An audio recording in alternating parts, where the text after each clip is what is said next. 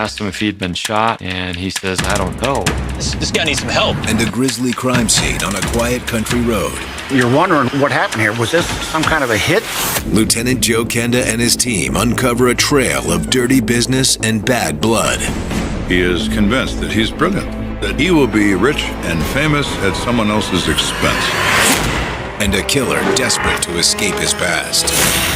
A true sociopath can be a very attractive personality. I owed it to him to come forward with what I knew. Now, we are going to get to the bottom of this, my friend, whether you want us to or not. I see through people like a window pane. No one likes that, makes them uncomfortable. But I am a trained interrogator. Don't lie to me.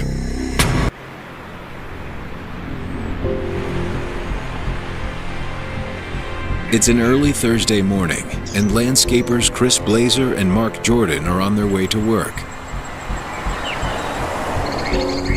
Tell you what, man, let's grab some coffee before we hit this job site. Yeah, man, definitely. I could use a cup. Wait a minute, what? They noticed a vehicle parked off of the side road.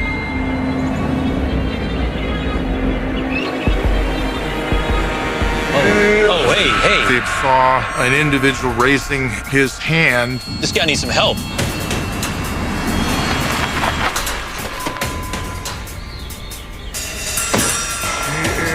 Oh, my God. Oh. What's up? Hey, buddy, hey. Oh, man. And right away noticed he's on the verge of dying. Hang in there, buddy, okay?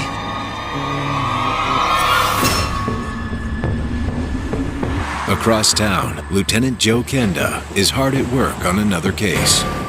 I was considering a case where we had an individual who installed a barbecue grill, and when he ignited this affair, it exploded, blowing him off of the deck of an apartment building with third-degree burns over 90% of his body. But how did this happen? I'm gonna talk to the girlfriend. She's upstairs. She says he had just purchased this device. He assembled it himself, according to his girlfriend, and complained that it was badly made. So we tossed the instruction manual and these parts? Yeah. He said the instructions were stupid. There was absolutely nothing wrong with the grill. What he failed to do was install several parts that limit the gas supply. Kenda rules the case an accidental death. It's always best to read the instructions by the people who built this thing. They probably know more about it than you do. As Kenda finishes offering his condolences, Dispatch to Kenda. Go for Kenda. a new case is thrown in his lap. Be advised of a shooting on Point of Pines Drive. Victim is being transported in extremely critical condition. It's an attempted murder. We assumed that we would remove the word attempted before lunch. Minutes later, Kenda pulls up to the scene on Point of Pines Drive. How you doing? Hey, Lieutenant. So what do we got? The victim is James Cooper, Jimmy Cooper, actually. I went to high school with him. Really? I'm sorry to hear that, Ray. I didn't know Jimmy that well, but it was difficult for me to imagine that he would be involved in something like this. As the owner of a small consulting business, James Cooper is well respected in the area. I just seen before he was transported? Yeah, he looked pretty bad. Is this Mr. Cooper's car? Yeah, he was found in the front seat. There was a lot of blood on his face, on his arms, around his neck. And check out the seat next to where he sat. It's a .22 caliber revolver. We were told by the EMTs that the victim had small caliber wounds. So this gun is probably the weapon used to shoot him. Did you get a picture of the serial number? Yes, I did, sir. She said that someone tried to obscure the serial number by scratching it, probably with a screwdriver blade. Why? Because it doesn't lead to them.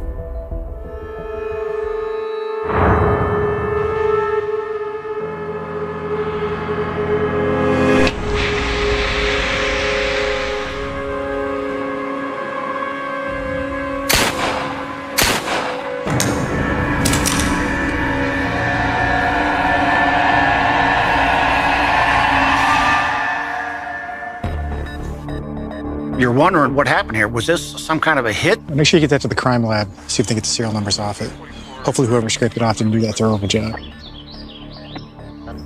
Next, Kenda turns his attention to the ground outside the driver's door. I know there are a lot of EMTs running through here, but looks like there was quite a struggle. Yeah, it must have been. There was some kind of hand-to-hand combat going on. Think they were struggling over the gun? Could have been. It's a possibility that complicates Kenda's investigation. If the shooter flees, he doesn't take his gun with him. Is the victim the owner of this gun? Possibly.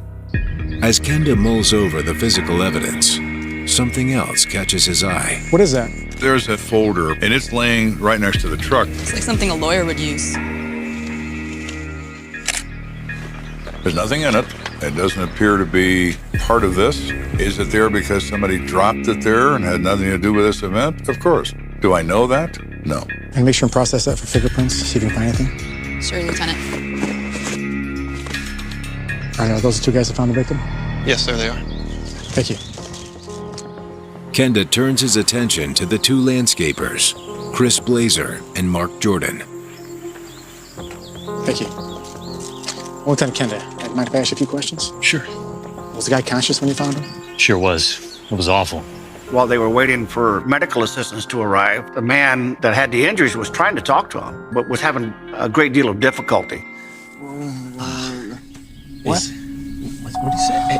It's okay, man. Hey, an ambulance will be here soon, okay? Oh, got it. Just hang in there, buddy. Kind of muffled, but kind of sounded like he said he burned me. He burned me. Yeah. You wonder, what do you mean? You got burned? He's trying to say something. Maybe he's trying to name the person. Maybe he's asking for help. Who knows? Thank you. Sure. Absolutely, sir. With a slew of mysterious clues, this shooting is shaping up to be a real whodunit. But an incident across town is about to turn the case on its head. I need to call the police. I need to call 911 now. Give me the phone. Are you okay? Everything was all red on his shirt. His eyes are swollen. I'm at a gas station on Garden of the Gods Road and Centennial Boulevard. I was with my business partner, and there was a gun. I know it went off once. He wasn't sure whether or not the other guy had been shot. You just gotta get here quick. Yeah. Easy. Yeah. Dispatch to Kenda, do you copy? Go for Kenda. That's interesting. We have this person shot in this vehicle, probably not going to survive. Now we may have a second victim in this gas station. Are they connected? Maybe. We intend to find out.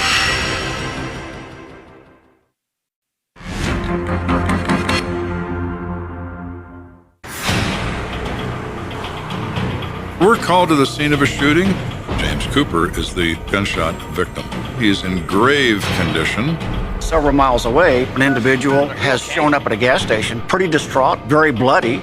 The point now is to determine is this connected, and I believe that it is, but we need something to prove that. Kenda dispatches Detective Erickson to the gas station to investigate this new development. What do we know? Not much. His name's Steve DeVito. That's about it. And we didn't know if he'd been up at the other location or not. And they start in your mind trying to figure out, what is this all about?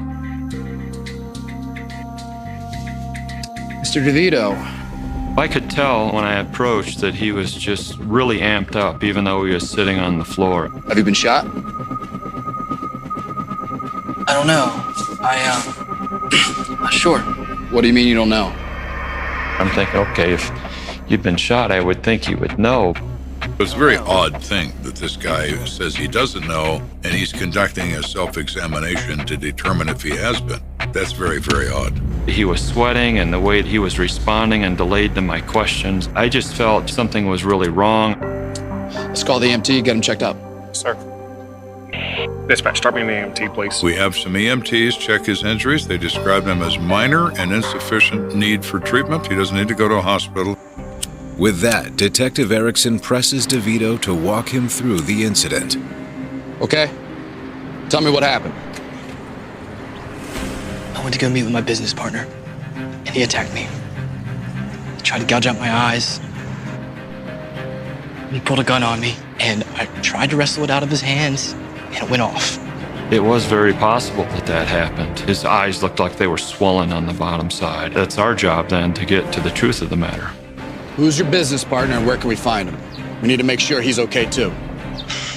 His name's Jimmy. Jimmy Cooper. Erickson to Kenda? The connection is made. These are the people involved in this event. Who did what to whom is the ultimate question.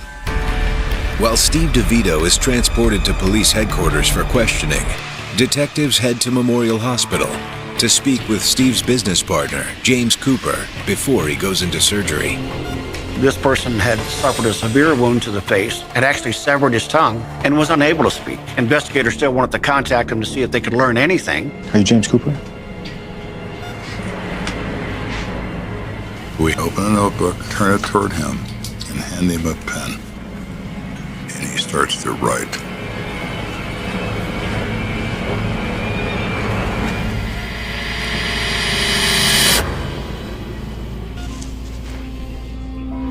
We're going to question him. Now it becomes even more curious. We have Steve DeVito saying his partner tried to kill him, and we have the gunshot victim asking if we caught Steve yet. While James Cooper is the one who suffered the gunshot wound, it's unclear if he or his partner, Steve DeVito, introduced deadly force into the equation. Who is the one that brought the gun to this gunfight? Businesses can create animosities between partners. Does the motive lie in the business? I'm sorry, detectives. It's time for you to go. I need to get him into surgery. Well, good luck with your surgery. We'll talk again.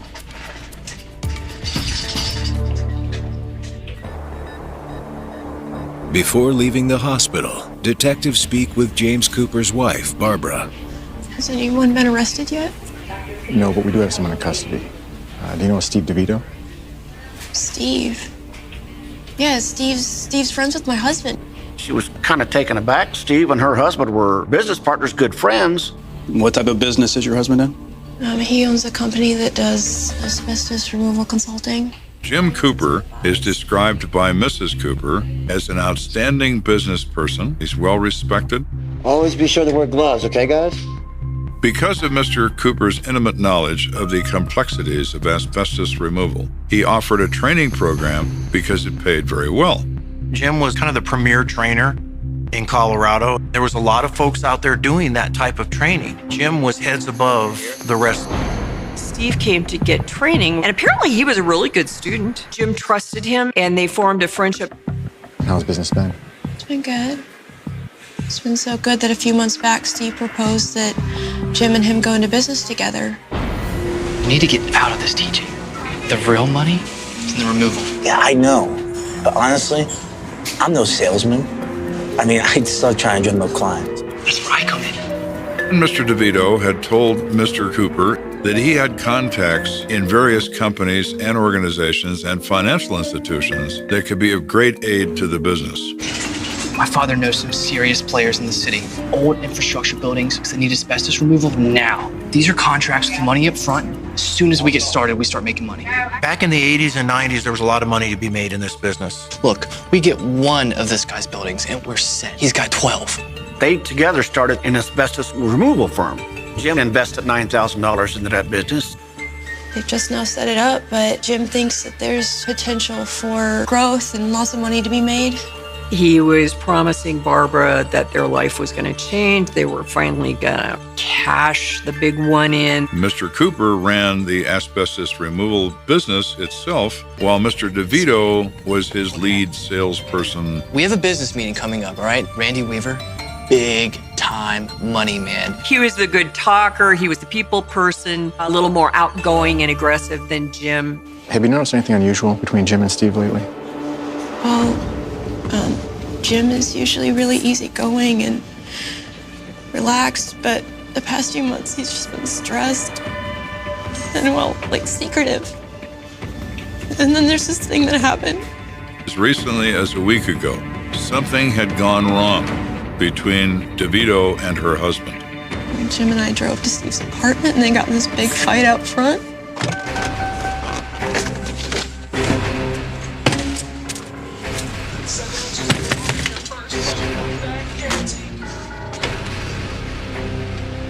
What's up, Jim? What's this? It's what? What the hell is this? I don't know. Huh? What? You think you can get that past me?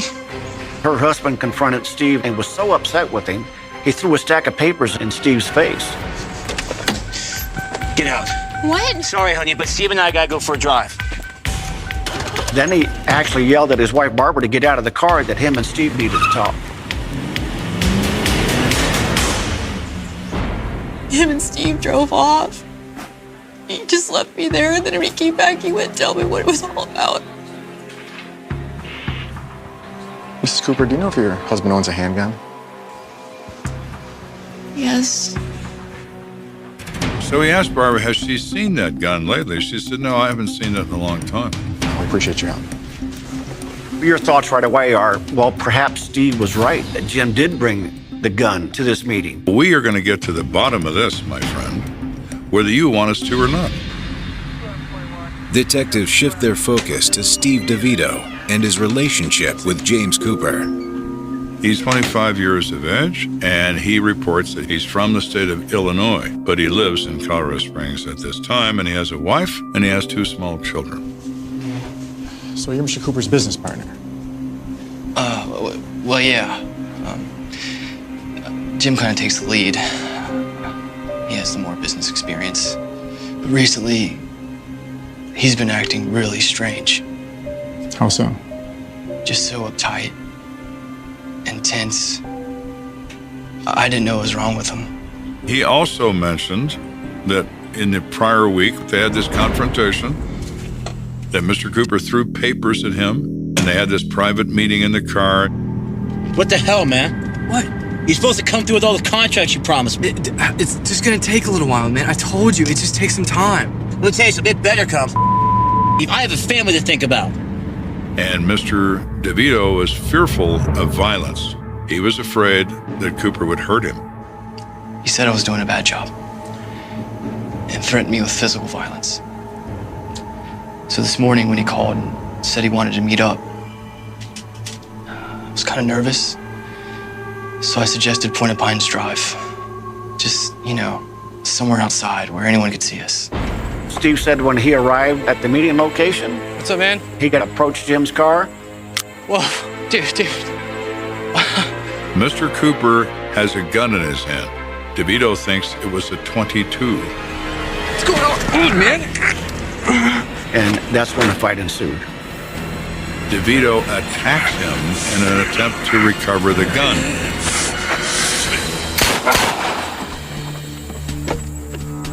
And somehow the gun went off twice.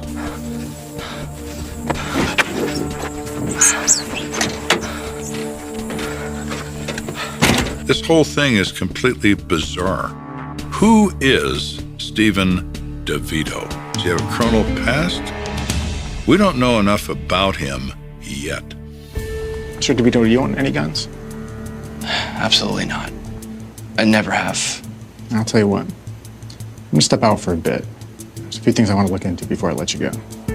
Stay put. Thank you. As I come out of that room and leave him to his own devices, I'm told that his wife, Mrs. DeVito, has arrived in investigations. She has something she wants me to see. Mrs. DeVito? Hi. Is my husband in the other room? And I ignored it, as I don't want her talking to him right now. What was it you wanted to give me, Mrs. DeVito? Proof that Jimmy was threatening my husband. And what exactly am I looking at? So Jimmy came over to the house the other day, and he just starts threatening Steve, and he just throws these papers in his face.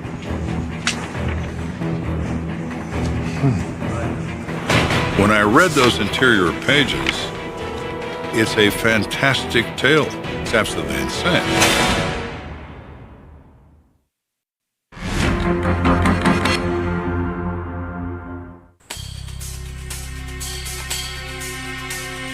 James Cooper and Steve DeVito had some sort of altercation that ended in gunfire, and each is accusing the other of being the guy who pulled the trigger.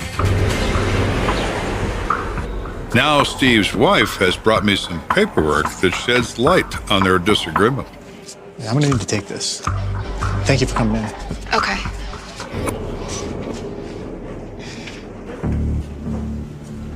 The first page is a standard business agreement between Mr. Cooper and Mr. DeVito. But that's the only thing standard about the document.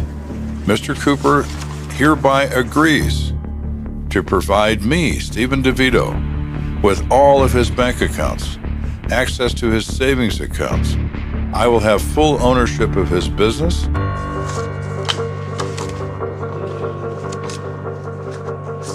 Hey, Erickson, you gotta come here and take a look at this.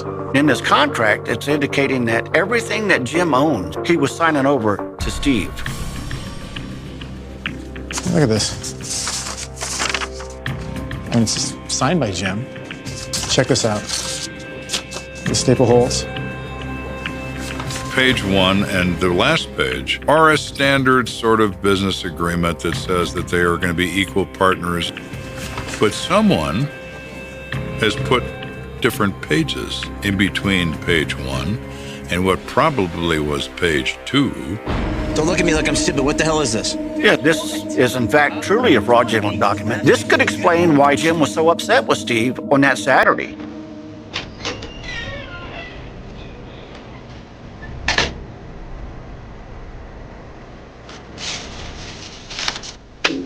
Recognize that, Mr. DeVito?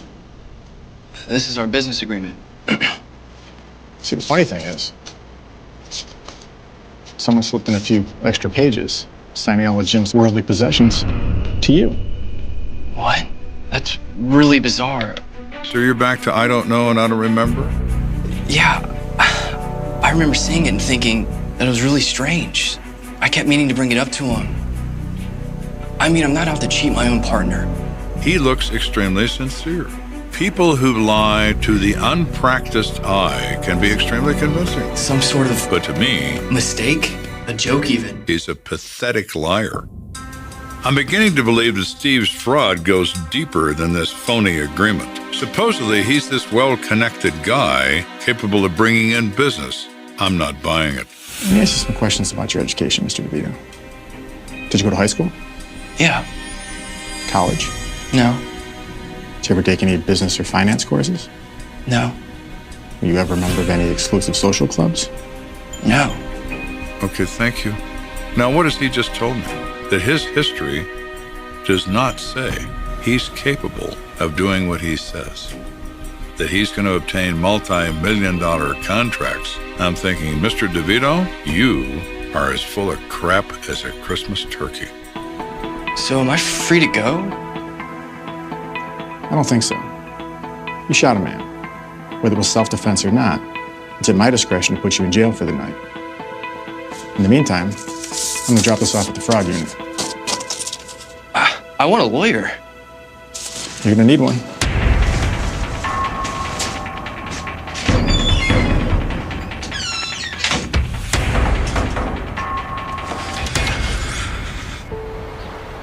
The following morning, Kenda's back at the office, and it isn't long before he catches another break. Hey, Lieutenant. Got a guy calling on line 1. He lives in the same building as Mr. DeVito, and he says he's got some information and he thinks it's important. All right, thank you.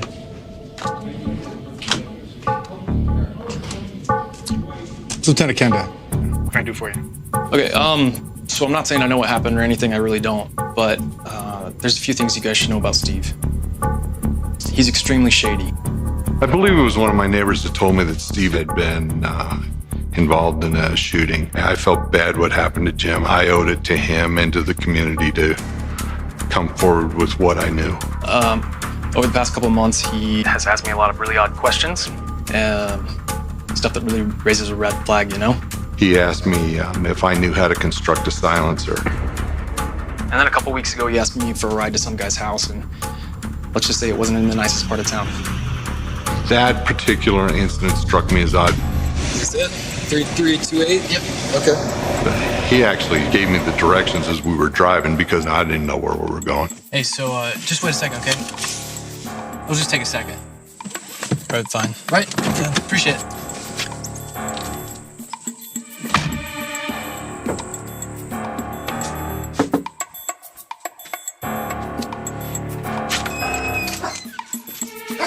It was odd for him to ask me to just wait in the car. He normally would have invited me in. Because it was out of character, it kind of stuck out in my mind. Take care. Yep. Appreciate it. Thanks, man. Yeah, all right. I don't mind like giving you a ride and everything, but I don't want to get chumped. So. Oh no, man. Yeah. Sorry, this just took longer than I thought. I go, what was going on? Nothing, when it's just taking care of some business. I'm like, all right. And I just left it at that. But after hearing about the shooting, Scott has a nagging suspicion about the incident. He thinks DeVito asked him for a ride because he was going to go somewhere and buy a gun. Really? Mr. DeVito says he's never had a gun. If Scott Riebel's statement is accurate, it could mean that Steve DeVito had illegally purchased a firearm with the intention of using it to kill James Cooper. That's a big game changer. We want to know about that gun. Do you know where this place is? Yeah, I can show you where it is. I don't know the address, but I can take you there. Later that day, Scott Riebel leads a detective to the house of the potential gun dealer. I pointed to the house and the door that Steve walked through. A person who buys a firearm from a licensed dealer leaves a paper trail behind him. You buy a gun from an individual, there is no trace. All right. Well, make yourself comfortable. I got it right over here, I'm sure. Yep. Here you go. To the detective's surprise, the man produces a proper receipt, complete with the gun's serial number. It was a legal sale from a private owner to a private individual. Boy, I bought it a while back from a gun dealer here in the Springs, and then I sold it to Steve, I guess, like a week or two ago, I think. Okay. I need to take this with me. That's fine. But thank you for your time. Sure. We got lucky this time because somebody led us to the source of a firearm that Mr. DeVito denies owning. The gun that shot James Cooper had its serial number scraped off. Could it be Steve's gun? Now the job is to have your crime lab try to get the serial number off of the gun that was used to shoot Jim to see if it matches the serial number that was on this receipt. Meanwhile, Kenda's detectives have run a background check on Steve DeVito, and what they've found is astounding. So we located a record in Illinois where he's from. Only one criminal conviction, but it's a doozy. What is it? He killed his mother. He what? Now that is very interesting.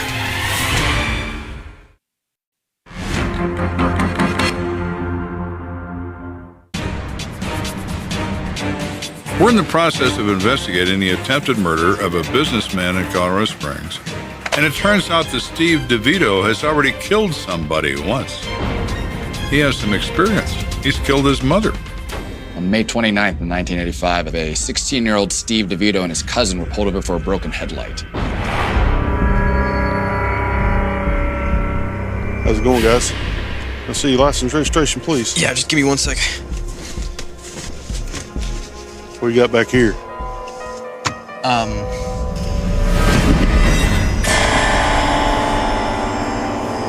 was shocked at what he saw. It was a frozen body of a female. Get out of the car. The body is that of Steve DeVito's mother. When he is arrested, he confesses to doing it. He says he had a great reason. I see he claimed self-defense. Said he felt in danger from his mother. His parents had divorced when he was 1 or 2, and he was left in the custody of his mother, who was absolutely, bizarrely, and hideously abusive. What the hell are you doing? I'm cleaning up. Oh, you're cleaning up. Oh, really? This isn't clean. I just. What? Abusive in the physical sense, abusive in having him witness her have sex with men, and if not in person, showing him pictures of them. Can't you do anything right? Damn it, I could kill you. Worthless. She was his biological mom, but she wasn't his mom. Deal with it. Deal with it? Deal with How it. dare you talk to me that way? He indicated that one night him and his mother were in an argument. Leave me alone. I've had enough of you. She had apparently threatened to kill him repeatedly. You're pathetic. I hate you. Pathetic? How do you like this, you little... She left the room and came back with a shotgun.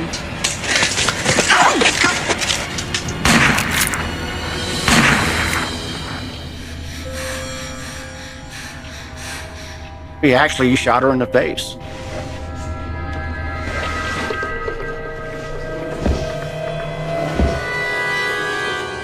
According to the incident reports, after shooting his mother, Steve hid her body in the basement. They had one of those great big chest freezers, so he opened the lid.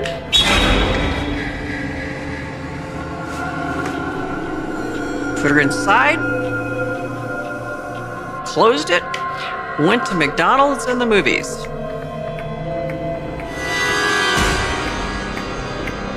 Three days later, Steve enlisted his cousin to help dump her body in the woods.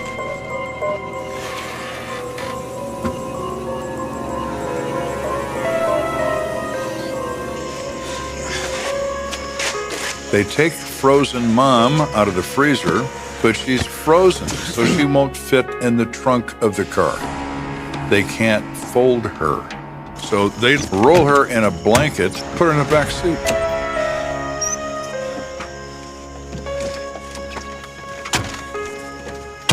They're driving off down a country road, and they have a headlight out. And an alert policeman stops them for a headlight.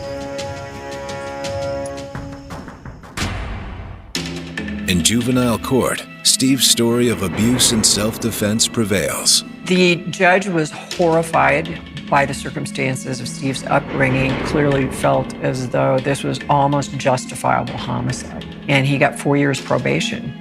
He serves his probation in Illinois, and in the early 90s, he winds up living in Colorado Springs. And one thing leads to another, as they say. So the first thing you learn as an experienced detective is when somebody commits a crime, they tend to commit it in the same way in the future because it was successful. So what's his MO? He shot his mother in the face.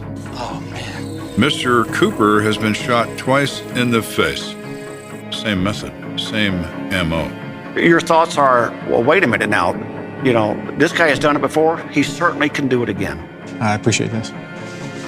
I'll let you know if I find anything else. Great.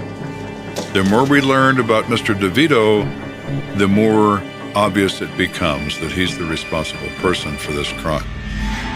Growing up in an abusive home does change a person. Some lose their ability to empathize with others and become sociopaths. Is that how he became a con artist and started to prey on other people? How he got this way, it may be a point of academic interest, but it's of no interest to me.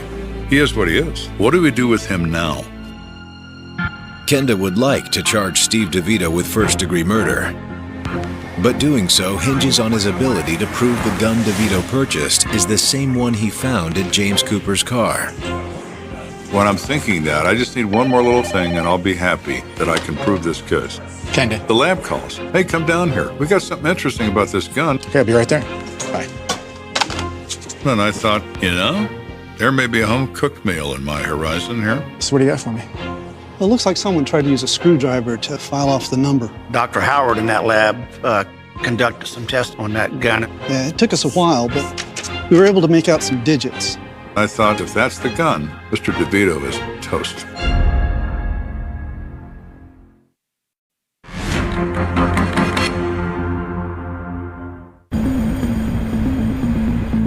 The ballistics lab has been examining the .22 found in James Cooper's car. I believe it to be Steve DeVito's gun, but the serial number is scratched off. Hopefully they were able to decipher it. It's a painstaking process, but most of the time you can get a good portion of that serial number to reappear. It's a 6-digit number. I was able to make the middle 4 digits visible. The first and last aren't so clear. Okay, the middle 4 digits, 5691. That's it. How'd you know? I got the receipt for the gun right here. 4 of the 6 numbers are on this receipt, and the 2 ones that you have difficulty reading could easily be the 3 and the 7, correct? Yep. That's my gun. With Steve DeVito already in custody at the El Paso County Jail, Kenda now has enough evidence to charge him with attempted first-degree murder. However, Kenda still wants a complete statement from his victim, James Cooper. So after several days, we were able to go to the hospital to check on Mr. Cooper, and he's recovering. The doctors say he's extremely fortunate. The projectile should have killed him, but it didn't. So how you feeling? Well, thank you. Most people do not survive being shot twice in the face. Are you up to talk to me? Yes. It's remarkable. We were able to speak to Mr. Cooper and have him tell the circumstances and how they came to be. So can you tell me how you came to know Steve DeVito? Everything started all right. He came to one of my asbestos seminars, a really bright young man. He had no idea Mr. DeVito had been in custody at one time in his life for murder. He didn't know that. All he knew is what DeVito wanted him to know. My father knows some serious players in the city. Old infrastructure buildings that need asbestos removal now. Mr. DeVito started to tell Mr. Cooper that his father is an enormously successful business person and is extremely wealthy. I'm talking the university, movie theaters, the football stadium. These are contracts with money up front. As soon as we get started, we start making money. A true sociopath can be a very attractive personality. You know, he seemed to have the keys to the safe. He seemed to have all the contacts. Just all seems pretty risky. No risk, no risk. Look, we'll do the one job, get the money in, you can sit on it if you want. It's a win-win for both of us. What do you say? Now, Mr. Cooper is being lied to in a phenomenal way, but it's not that he is being lied to in an impossible way. All of that could be true. So you decided to go into business together? Yes. But weeks turned to months, and they didn't sign a single client. Where's all this business you're supposed to be bringing me? Don't worry, okay? Everything's in the pipeline, right? These are top dogs, okay? They're gonna have to check your credentials, and it's gonna take a while to get the ball rolling, all right? Just relax, it's okay. Okay. DeVito continued to lay on the tales of how this was all going to happen any minute now. They were supposed to be getting this big contract, and you kind of felt bad for Jim at this point because Steve kept setting him up. Steve went so far as to have a limousine pull up in front of their business.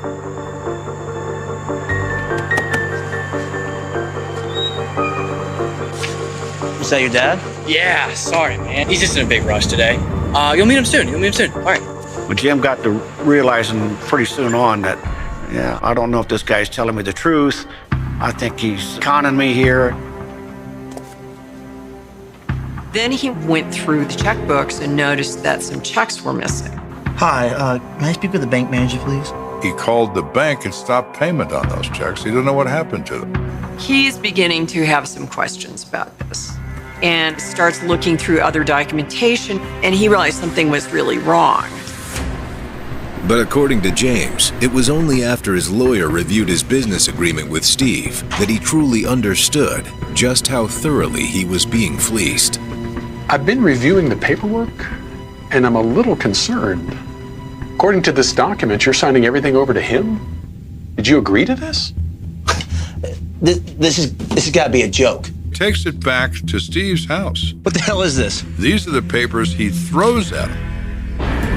How did those pages get into our business agreement? Dude, I swear I don't know what you're talking about, man. No, I know what you did. Oh my God. I think my father's behind this. Your father? Really? Just let me talk to him and we'll get it all squared away, okay? Oh, well, you better. Mr. Cooper started to wonder about Mr. DeVito. And DeVito felt it. He had to stop it. Hello? Hey, Jimmy. Great news, buddy. What is it? You know that big contract? I got it signed. Yeah, man, let's meet first thing in the morning. You know Porta-Pines Drive? Yeah, I know what that is. His whole plan was to meet Jim and to kill Jim, and therefore inherit everything that had been laid out in that contract. That was Steve's plan. I don't know why I went. I knew he was kind of conning me all along. I just figured, what if? So you figured to go out and check out this big contract in the off chance that Steve was telling the truth?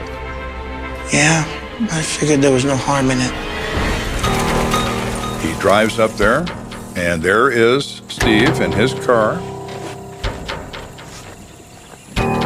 Mr. Cooper is pleased. He thinks there's the documents in a document folder.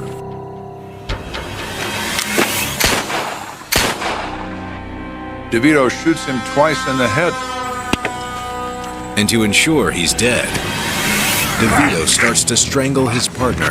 Then Cooper fights back, tries to gouge out his eyes, and during that fight, somehow DeVito loses control of the gun. So DeVito flees, drives to the gas station, and announces he's a victim. Easy. Easy. Oh, I appreciate you talking to me. James Cooper's statement further solidifies the case against Steve DeVito. Steve decided to plead guilty to attempted second-degree murder.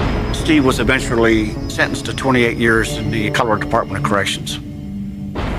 As for James Cooper, he makes a full recovery. He resumed his life, was successful, and is still carrying on. The best thing I can say about Jim is the businessman, family man, and someone I call my friend, is someone that's always there to support you. He has always been there for me, no matter what I've needed. These kinds of crimes people don't recover from. It's a scar on your heart that you have all of your life. Mr. Cooper was forced to live with that. Mr. DeVito is where he belongs, in the can. The first time anyone noticed, it was a Tuesday morning. The city was waking slowly, fog hanging over the East River like a shroud. Police radios crackled faintly in the background, the hum of traffic already beginning to rise, and then a call came through that would quietly settle into the archives for decades, waiting for someone, anyone, to remember. A body had been discovered in an alleyway just off the Lower East Side, tucked behind dumpsters, hidden in the shadows of a neighborhood that had seen better days. The victim was young, barely 20, her clothes torn, a scarf wrapped tightly around her neck. No one knew her name. No one had seen her come in. She became a ghost in the city's memory. The forensic team arrived quickly, the alley cordoned off with yellow tape, neighbors peering from windows with expressions of confusion and fear, whispers carrying through the air like static electricity. The detectives on the scene moved with precision, but their eyes betrayed a deeper unease, the sort that comes with cases that defy explanation. Nothing about her screamed a motive. Nothing about the scene suggested a perpetrator. Just the silence of a life interrupted, a puzzle waiting for a hand to move the pieces. Witnesses were scarce. A man walking his dog claimed he had seen a shadow move near the alley around 2 a.m. Something fleeting, almost imagined, the kind of testimony that drives investigators to question their own memories. A street cleaner remembered a smell, sweet and acrid at the same time, lingering near the dumpsters, but could offer no further details. The victim's fingerprints revealed nothing. No matches in any database. She had been a ghost before death and remained a ghost after. The city, usually indifferent to such tragedies, felt a ripple of unease. Posters went up, flyers handed to passers-by, the image of a face that no one could name etched into the minds of anyone who looked too long, the haunting eyes staring back as if asking, "Why me?" Days passed, then weeks, and yet the case grew colder with each tick of the clock. Files stacked on shelves, evidence tucked away, the alley returning to its usual detritus and decay, and the girl remained a phantom in the system, a cold case waiting. Detective Martin Hayes took the case early on. He was a man with crow's feet and a slow, deliberate gaze that suggested he had already seen too much, and yet there was something in his posture that conveyed stubborn resolve. He traced the alley in every way he could, measured every inch of the ground, took samples from the soil, the trash, the air itself. Something about the positioning of the body nagged at him, a subtle clue he couldn't articulate, a pattern that danced just outside the reach of reason. He interviewed neighborhood residents, people who remembered nothing, people who remembered too much, fragments that refused to fit together. Each lead dissolved into silence. Yet he persisted, combing through cold files, revisiting old photographs, sketches of the girl made by artists based on the scant memories of those who had glimpsed her in passing, searching for a thread, a spark, anything to ignite the darkness surrounding her. Months passed and the city moved on, but Detective Hayes couldn't. He carried the image of the girl everywhere, on the subway, in cafes, in the dim light of his apartment where the walls seemed to echo the emptiness of unsolved crimes. He studied missing persons reports from surrounding boroughs, hoping to find someone who had vanished in a pattern that matched, hoping to attach a name to the hollow eyes staring back at him from the photograph. His colleagues whispered about obsession, about how a man could destroy himself trying to bring clarity to a world determined to be murky. Hayes ignored them. He followed leads that seemed insignificant, notes scribbled in margins, witnesses whose memories were questionable, fingerprints that never matched. The trail ran cold again and again, looping like a river around the same rocks, always near the truth, never reaching it. Then came the tip, faint like a voice through static. A woman working at a community center remembered a girl asking for help a year before, describing her in a way that matched the missing woman exactly. She had said nothing at the time, but something about the way the girl spoke, the urgency in her eyes, the fear she carried, had lingered. Detective Hayes traced every address, every relative, every name, finding gaps, discrepancies, secrets buried in documents, in old letters, in social records that had been misfiled or ignored. Each revelation was a thread leading deeper into a labyrinth of the city's history, of its hidden lives, of the unseen corners where violence and neglect intertwined. The forensic evidence, revisited years later, yielded minute details overlooked before. Fibers from a rare coat, trace elements from a nearby factory, DNA that matched nothing in the system at the time but would, in decades to come, become the key to unraveling decades of silence. The alley, once a place of anonymity and fear, began to tell its story in whispers. The way the trash shifted, the stains in the concrete, the way the wind carried scents that only some could recognize.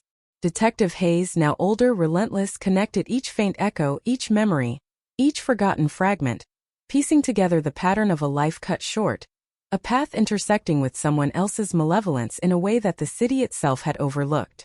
Community members, once indifferent, began to remember, details emerging from long-buried conversations, scraps of recollection that seemed trivial until they formed a mosaic.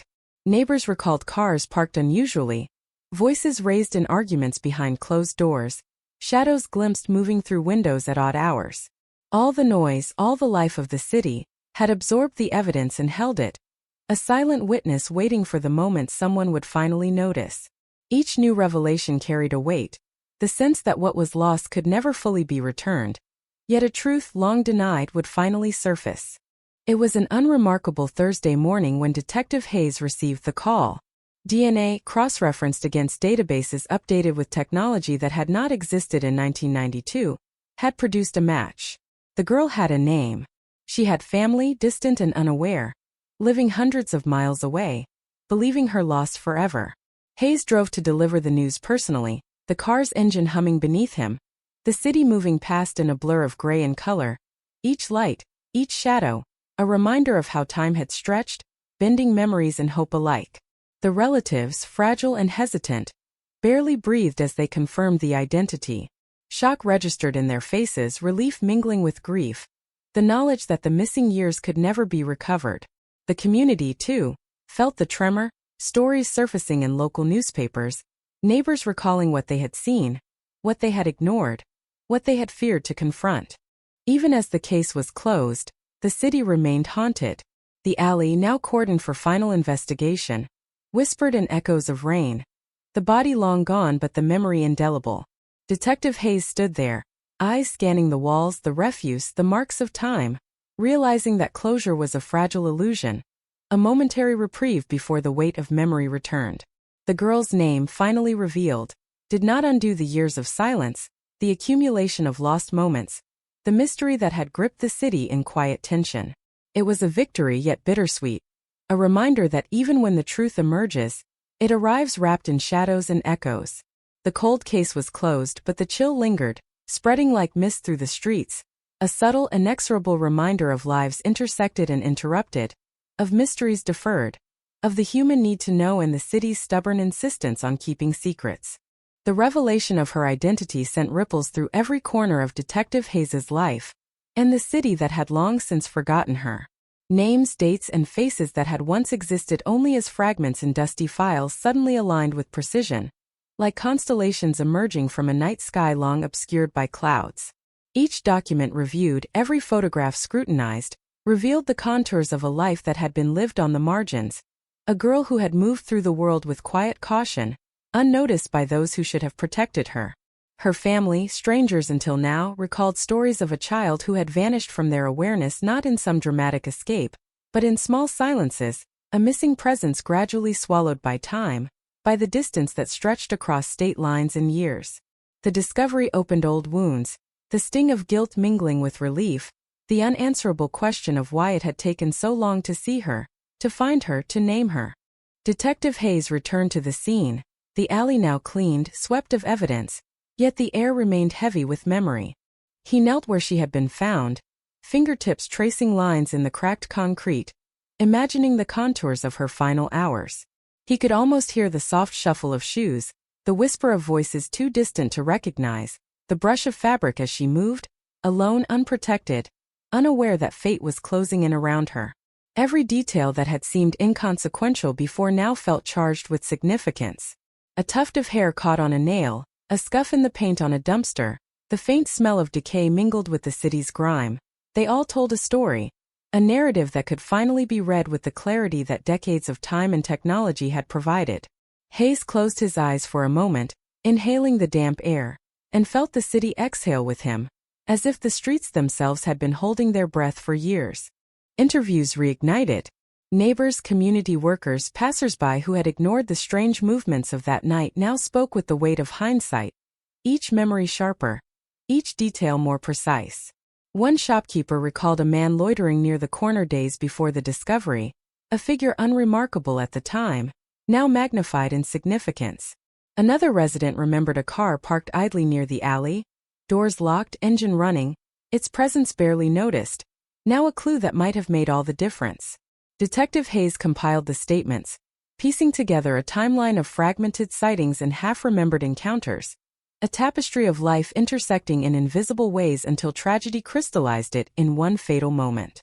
The city, ever restless, seemed to whisper these truths in every corner, in the clatter of subways and the distant sirens, each sound echoing like a reminder of what had been lost and what could never be regained. The forensic team, energized by the breakthrough, re-examined evidence that had been long dismissed. Fibers that were once considered irrelevant now matched fabrics recovered from the suspect's home decades later. DNA samples stored meticulously through the years finally found a match in databases updated with technology that had not existed at the time of her death.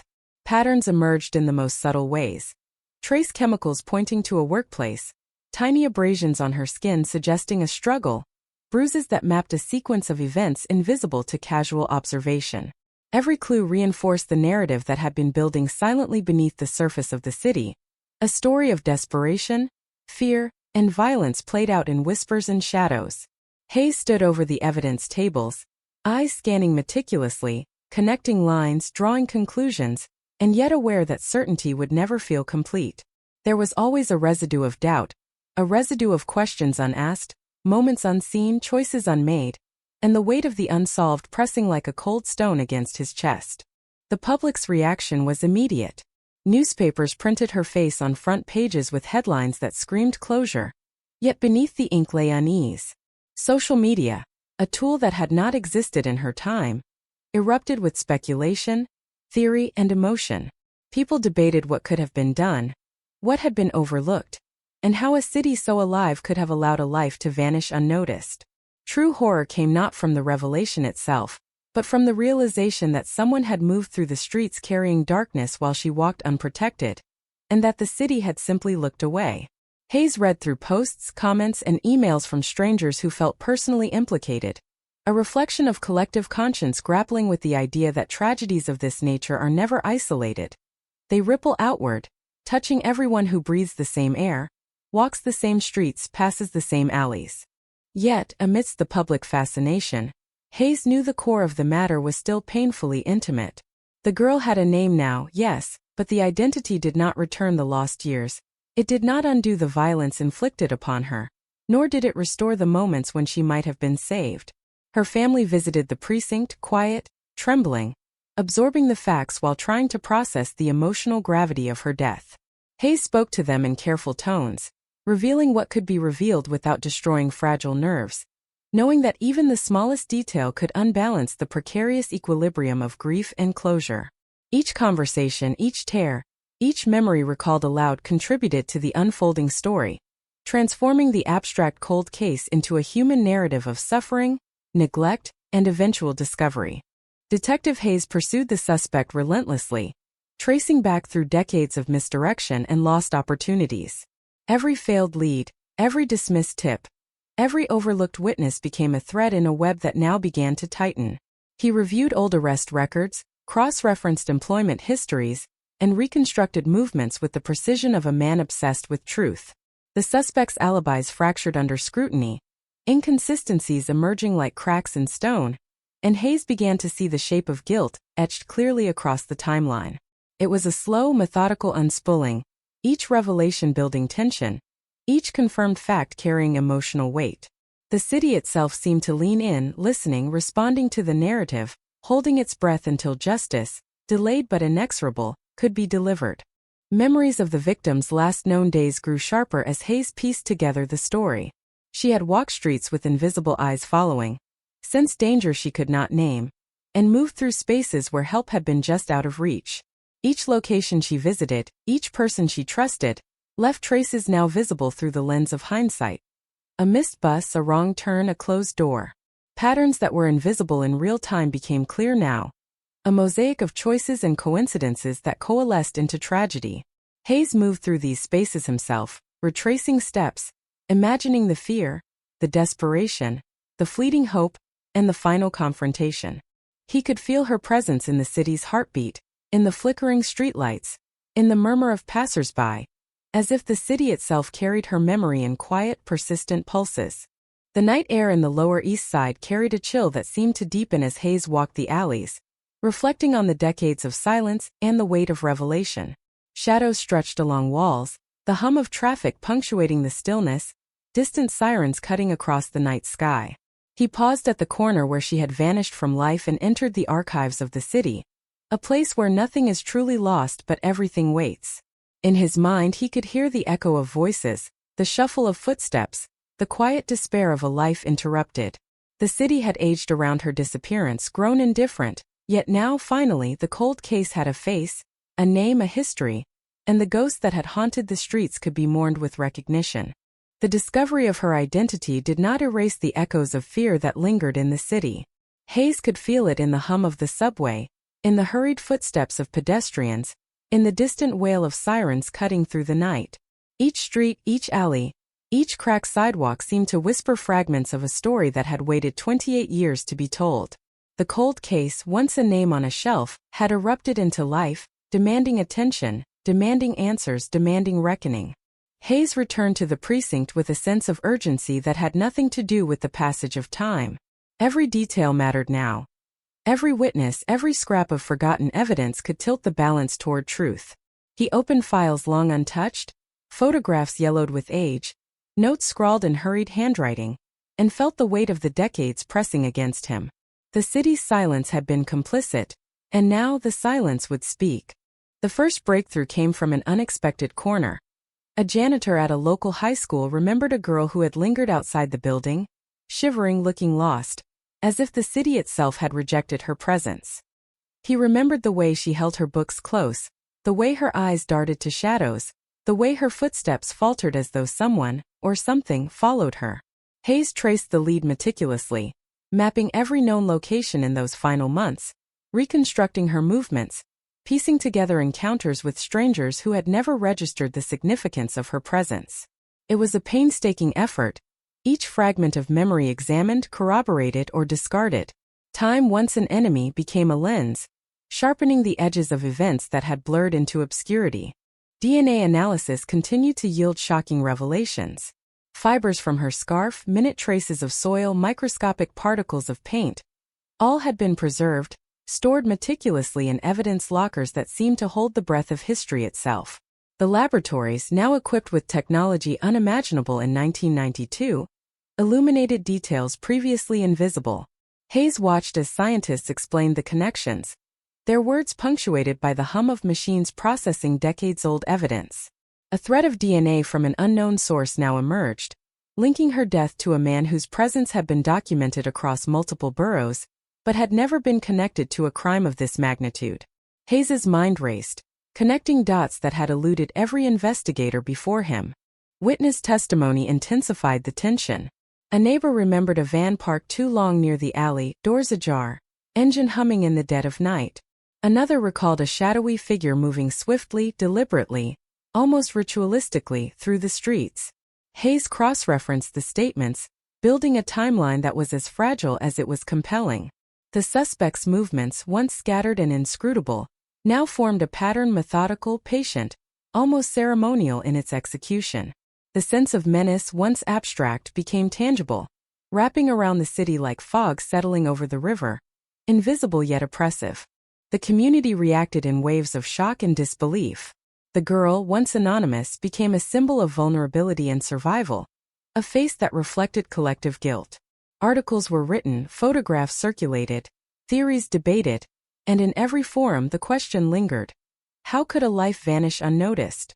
Hayes understood that the revelation of identity was both closure and provocation, stirring memories, fears, and suspicions long buried. Families revisited their own stories of loss, neighbors re-examined their routines, and the city itself seemed to tremble under the weight of scrutiny. Each revelation carried emotional gravity, each recollection a brushstroke in a mural of memory, pain, and revelation. As Hayes delved deeper, the suspect emerged from the shadows of obscurity. Records that had once been unremarkable now revealed inconsistencies, discrepancies, and behaviors that, viewed in retrospect, carried an unmistakable pattern. Hayes retraced every reported location, every employment record, every casual interaction that had once been dismissed as mundane. In interviews, witnesses provided fragments. A door left ajar, a fleeting glance, a car door closing too quickly, sounds carried on the wind. Hayes cataloged every detail, each one a potential key, a possible lever to unlock decades of silence. The city's indifference of the past decades now gave way to an anxious vigilance, the air thick with expectation, the collective breath of a community held in suspense. The reconstruction of her final hours took on almost cinematic clarity. Hayes imagined her navigating streets that were at once familiar and hostile, avoiding those who posed danger, seeking help that was never offered, moving with a combination of courage and fear that left her vulnerable to forces she could not see. Every alley, every corner, every shadow became a stage on which the final act of her life unfolded, a sequence frozen in time yet alive in Hayes's mind. He walked the streets at night, retracing steps, listening to echoes, feeling the pulse of the city, and sensing with uncanny precision where she had hesitated, where she had fled, where she had ultimately succumbed to the weight of circumstance and malice. The cold case, once dormant, had acquired an almost sentient quality. Leads whispered in his ear, photographs glimmered with hidden significance, documents unfolded to reveal stories within stories. Hayes noticed patterns others had missed. Recurring visits by unknown individuals, traces of minor violence dismissed as random, fleeting connections that now formed a web of intent. Every minor observation, every overlooked fact, now carried explosive potential. The city itself seemed to conspire, offering up fragments in streets, buildings, and alleys that had been silent witnesses for decades. Hayes moved with a quiet intensity, cataloging every detail, knowing that even the smallest clue could unravel years of secrecy. Then a breakthrough. A piece of evidence previously dismissed as irrelevant suddenly aligned with the new findings. Fibers from her coat matched materials found in the suspect's residence. A small stain on her sleeve corresponded with substances documented at another site. Hayes's pulse quickened. The disparate pieces now converged into a coherent narrative. The suspect's presence, once a shadow, became tangible, a form emerging from the fog of decades, his patterns, choices, and obsessions exposed by the relentless advance of time and technology. The detective felt the weight of inevitability, the sense that truth, no matter how delayed, always exerts its gravity. The family, now aware of the depth of the investigation, provided missing pieces. Letters, photographs, recollections long buried in memory, all contributed to the mosaic of understanding. Hayes meticulously incorporated each detail, cross-referencing with witnesses, forensic analysis, and archival data.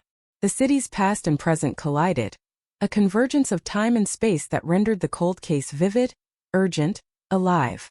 Even those who had once looked away were drawn in, their attention caught by the resonance of unresolved loss and the sudden clarity of revelation. By the time the suspect was identified definitively, Hayes knew the city would never view that alley, that street, that neighborhood the same way again. The cold case had transformed from abstract tragedy into living memory, a tale of vanished youth, latent menace, and dogged persistence. It was not just a story of crime but a story of the city itself, its complicity and its capacity for reckoning, its indifference and its eventual acknowledgement. Hayes's voice recounting the details could almost be heard over the hum of the streets, a quiet narration of revelation, a guide through the maze of memory, fear, and eventual clarity. The cold case was far from over. Hayes understood that uncovering the identity was the beginning, not the end. With every piece of evidence aligned, with every witness accounted for, the city prepared to confront the presence that had haunted it for decades, a specter whose shadow stretched across time. The weight of anticipation pressed on the streets, the buildings, the alleys, as if the city itself held its breath. Hayes walked among it all, tracing lines between past and present, understanding that the resolution of one mystery only illuminates the darkness of others, that in every solved cold case lies the reminder of countless unsolved ones, waiting, patient, silent, inexorable. The streets of the Lower East Side felt different now, heavier, more alive with secrets. Hayes moved through them with a deliberate pace, senses sharpened, ears attuned to the rhythm of the city, the scrape of tires against asphalt, the faint clatter of garbage cans tipping over, distant footsteps echoing against brick walls. Each sound, each shadow, each flicker of movement became potential evidence, part of the narrative he was reconstructing. The cold case had awakened from its decades-long slumber, and the city, which had once ignored her, now seemed complicit in the unfolding revelation. Hayes revisited the alley repeatedly, noting the subtle shifts in light and space, imagining how the killer had moved, how the victim had struggled, and how every fleeting decision had contributed to the chain of events that led to that fatal night. New witness testimony added depth to the unfolding story.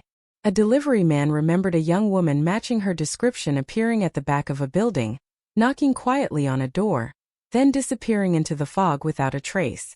A retired police officer recalled a call from that night, a tip that had seemed inconsequential at the time.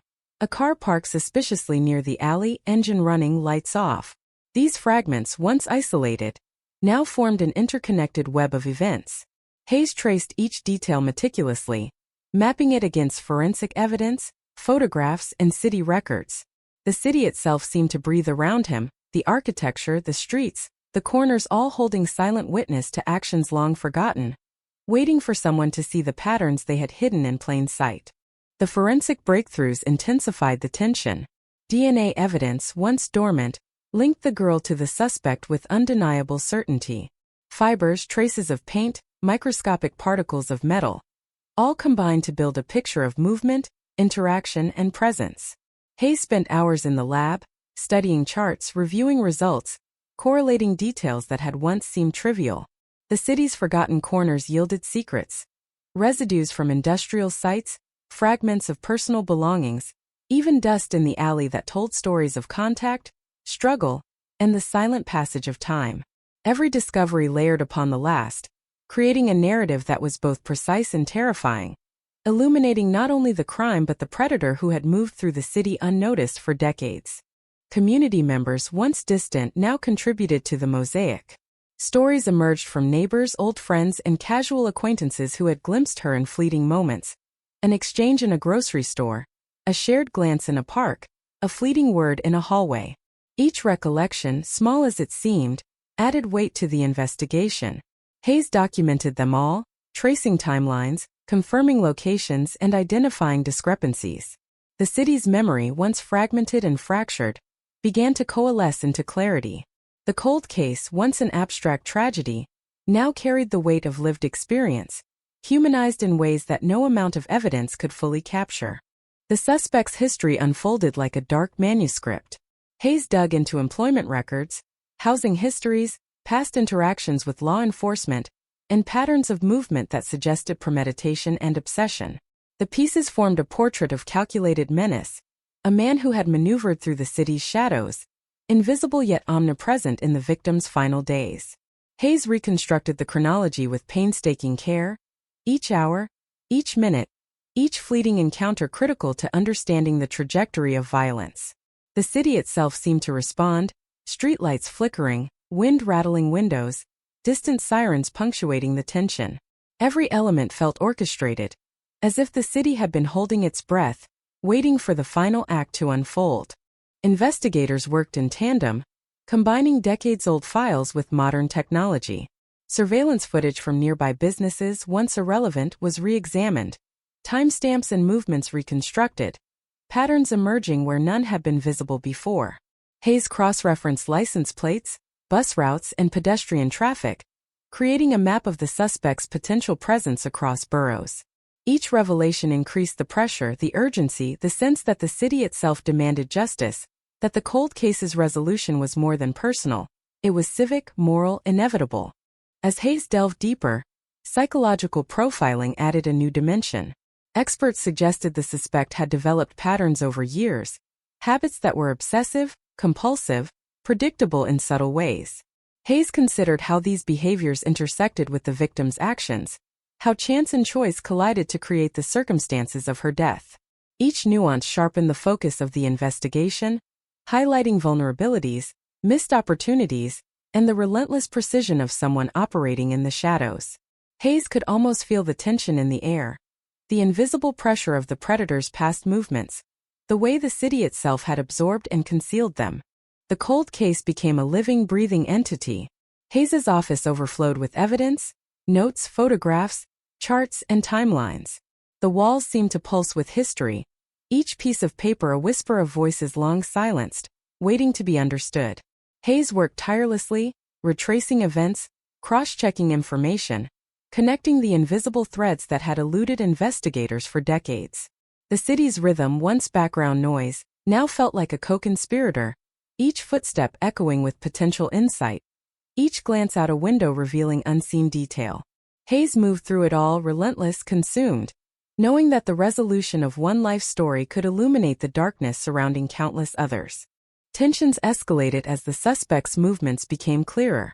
Hayes noted patterns in the timing of appearances, the locations frequented, and the interactions with community members. A subtle rhythm emerged, almost like a pulse, a signature of habit and intent. Each piece of the puzzle increased both the clarity and the stakes. The longer the investigation continued, the more Hayes realized that the city had been an accomplice, not through action but through inattention, through a failure to perceive, through the quiet erosion of vigilance over decades. Every street corner, every abandoned lot, every alleyway was now charged with meaning, a map of presence and absence, witness and silence. The emotional weight of the investigation intensified. The victim's family, now connected, grappled with grief compounded by decades of uncertainty. Hayes spoke with them repeatedly, balancing the urgency of justice with the delicacy of human emotion. Every revelation, every confirmation, brought both relief and renewed sorrow. The city itself seemed to mourn, a collective consciousness processing decades of neglect, violence, and eventual revelation. Hayes felt the pressure acutely, the sense that failure was no longer an option, that every unanswered question, every overlooked clue, was a stain on memory, on morality, on the fabric of the community. Finally, the threads began to converge. Forensic evidence, witness testimony, historical records, and psychological analysis combined into a coherent narrative of the night she vanished. Hayes could trace every step, every decision, every encounter, creating a chronology that was as precise as it was harrowing. The city's past and present intertwined in a tableau of movement, interaction, and consequence. Hayes walked the streets at night, retracing her path, visualizing the final moments, feeling the pulse of history in the walls, the alleys, the hidden corners. The cold case was alive again, vibrant with detail, urgent with consequence, and poised on the brink of revelation. The breakthrough came quietly, like a whisper in the chaos of the city. Hayes had been revisiting old photographs, scanning images that had long collected dust in evidence lockers, when something, A shadow, a glint of light, a shape too deliberate to be random, caught his eye. He froze, tracing the lines of an alleyway in one frame and recognizing the contours of a door he had walked past 1,000 times. There was no fanfare, no immediate understanding, only the sudden realization that the city itself had just revealed a secret it had been holding for decades. Hayes leaned closer, his breath fogging the glass of the lightbox, imagining the girl moving through the streets, unaware that this single detail, unnoticed by all for years, might unravel the pattern of her final hours. The cold case had shifted. It was no longer a dormant file, a series of numbers and names. It had become a living narrative, a story demanding resolution, demanding justice, demanding memory. The city seemed to hold its breath as Hayes acted on the insight. He retraced the path captured in the photographs, moving step by step, alley by alley, corner by corner. Every detail mattered. The scuff on a brick, the way the light fell across a dumpster, the shadow cast by a fire escape. Witnesses came forward with fragments of memory. A neighbor recalled hearing a muffled argument late one night, the tone urgent, then silence. A delivery man remembered seeing someone move quickly across a parking lot, clutching a package, glancing over a shoulder as though hunted and hunter were indistinguishable. Hayes cross-referenced each testimony, each recollection, layering them atop the forensic evidence, the photographic analysis, the historical records, and a pattern began to emerge, subtle, deliberate, horrifyingly precise. The suspect had moved through the city like a phantom, invisible yet omnipresent, his actions echoing in streets, buildings, and alleys long after he had gone. The forensic lab revealed a hidden truth in a single, overlooked object. A pendant found near the dumpster where the body had been discovered. Microscopically analyzed, it carried traces of DNA, fiber, and dust that mapped directly to the suspect's previous residence. Hayes stared at the results, heart hammering, mind racing through the years of missed opportunities and overlooked details. This pendant, an object so small, so seemingly insignificant, had endured the decades to reveal the presence of someone who had carefully concealed their crimes. The city, which had once ignored her, had now offered up evidence in quiet defiance, the streets and alleys themselves testifying to the violence and secrecy that had once gone unseen. Hayes felt the weight of inevitability pressing against him. The threads of the case, once scattered, now converged with terrifying clarity. The suspect's background was a tapestry of contradictions. By day, an unremarkable worker navigating the city's mundane routines. By night, a figure moving through shadows, a predator whose habits had gone unnoticed. Hayes mapped each job, each residence, each casual interaction, seeking connections that would explain the sequence of events leading to the girl's death. Patterns emerged. Visits to areas near her last known location, purchases that coincided with her disappearance, a network of minor crimes that hinted at a larger, hidden narrative. The city itself became a canvas on which these movements were traced, each street and corner holding the memory of actions long past, waiting for someone to see, to interpret, to understand. Hayes walked the alleys at night, imagining the suspect's perspective, his methodical approach, the cold precision with which he had navigated the environment, exploiting blind spots, shadows, and the city's own indifference. Community memory became critical. Residents, once hesitant, now recalled details that had seemed trivial in the past. A mother remembered her daughter speaking of a man who had offered help, a kindness that in retrospect carried a subtle menace. A doorman recalled a figure entering buildings with no apparent purpose, but whose gaze lingered in ways now chilling. Hayes compiled each recollection meticulously, integrating them with forensic data, surveillance footage, and archival materials. The city's history, once fragmented, now formed a coherent narrative of presence, absence, threat, and victimhood. Each recollection carried emotional weight, an intersection of memory, guilt, and societal oversight, revealing not only the crime but the city's role in enabling its concealment. The investigation intensified. Hayes worked around the clock, driven by urgency, obsession, and the inexorable pull of justice deferred. Evidence flowed from disparate sources. DNA matches, fiber analysis, chemical residue, neighborhood recollections. Each piece added pressure, increasing clarity, and simultaneously revealing the enormity of what had been overlooked. Hayes could feel the city's pulse quickening as the narrative unfolded, each block, each alleyway, each abandoned lot charged with significance, a reminder that even the most mundane urban landscape could conceal profound danger. The cold case, once dormant, now dominated every moment, every thought, every decision. Pressure mounted as the suspect's patterns became evident.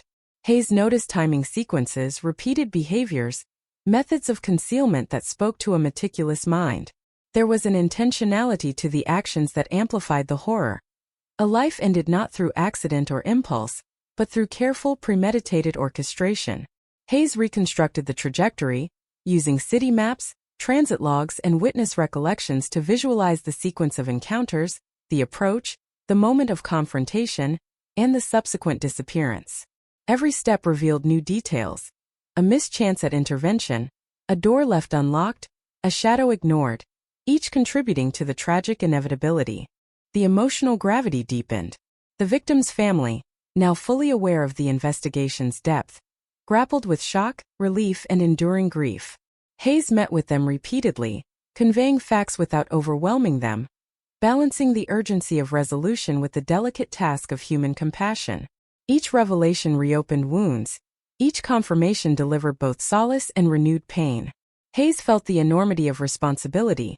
Truth, after decades, now carried consequences that touched lives far beyond the immediate crime, rippling outward into a network of memory, loss, and reckoning.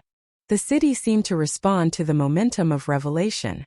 Neighbors spoke more freely, details previously dismissed gained significance, and the environment itself, the streets, the alleyways, the forgotten corners, seemed to hum with anticipation. Hayes recognized that the cold case's revival had altered the collective consciousness, stirring a latent awareness that tragedies can persist unnoticed until someone demands acknowledgement. He felt that awareness in every footstep, every glance, every passing siren, each a subtle reminder that the city holds its secrets in plain sight, waiting for someone to connect the dots. As Hayes compiled the converging evidence, a narrative of chilling clarity emerged. The suspect had operated within a confined radius, exploiting the city's blind spots, manipulating circumstances to remain invisible. Each forensic breakthrough, each witness account, each fragment of memory, added pressure to the already intense sense of inevitability. Hayes could trace the trajectory of the crime with a precision previously unimaginable, mapping fear, movement, and intent in ways that gave life to decades-old shadows. The city, once indifferent, now bore witness, every corner and alleyway imbued with significance, as if the architecture itself remembered.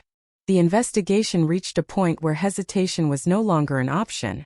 Hayes, armed with evidence, witness corroboration, and forensic clarity, began preparing for the confrontation that had eluded the city for decades. The cold case, once an unresolved story in a filing cabinet, had become a living, breathing entity demanding resolution. Every detail, every fact, every memory now converged into a narrative that would expose not only the victim's identity, but the depth of human deception, the resilience of memory, and the inexorable pursuit of truth. Hayes understood that the coming steps would not only solve a crime but illuminate the shadows of the city itself, revealing a tapestry of fear, oversight, and the long arc of justice waiting patiently to be fulfilled. The evidence converged in Hayes's hands like lightning striking in the darkness.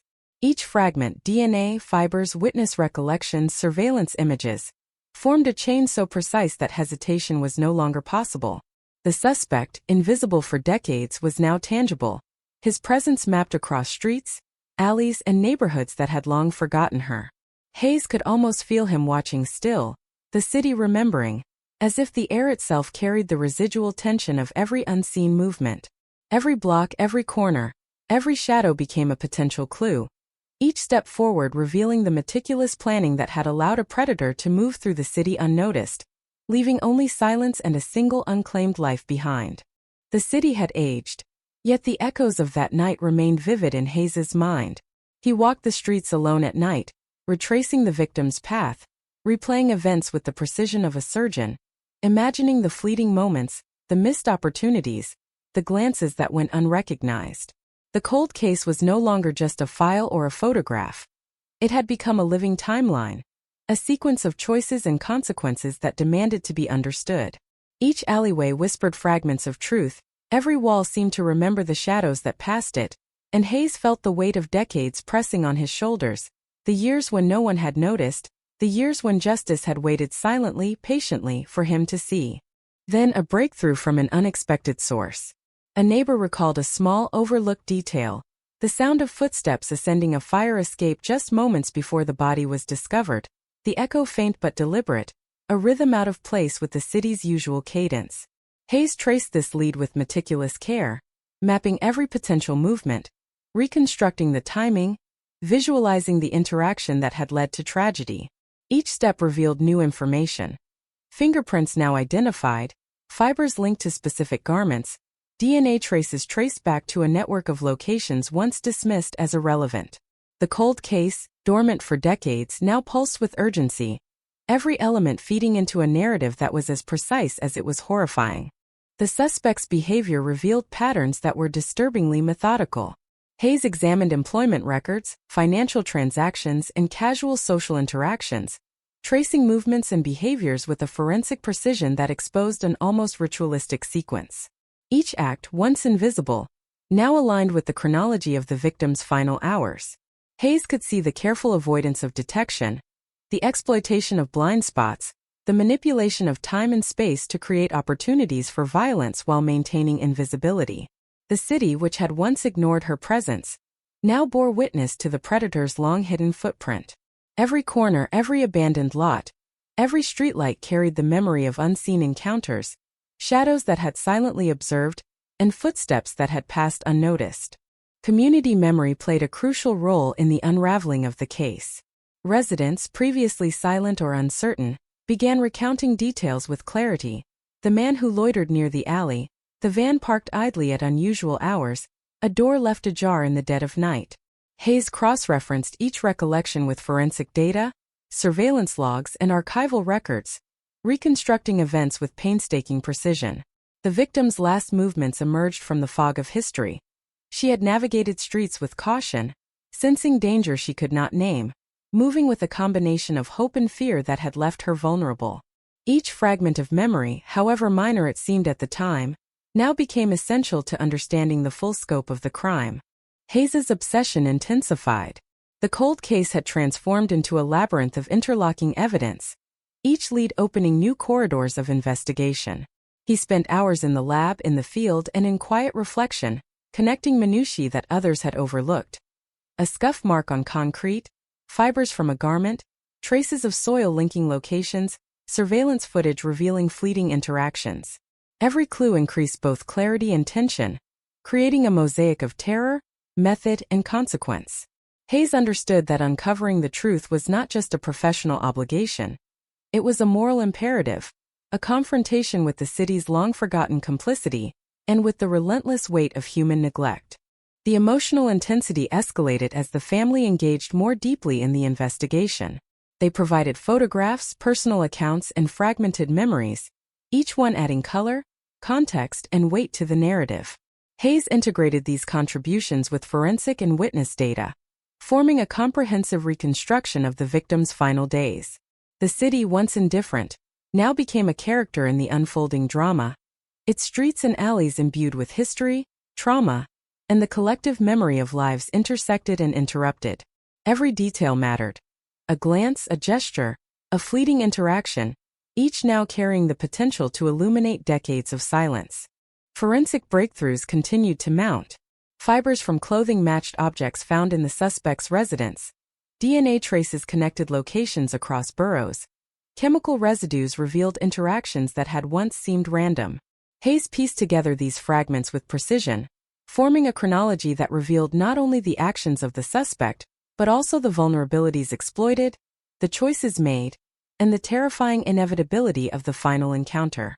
The city's streets, once indifferent, now echoed with the narrative of predation, silence, and eventual revelation.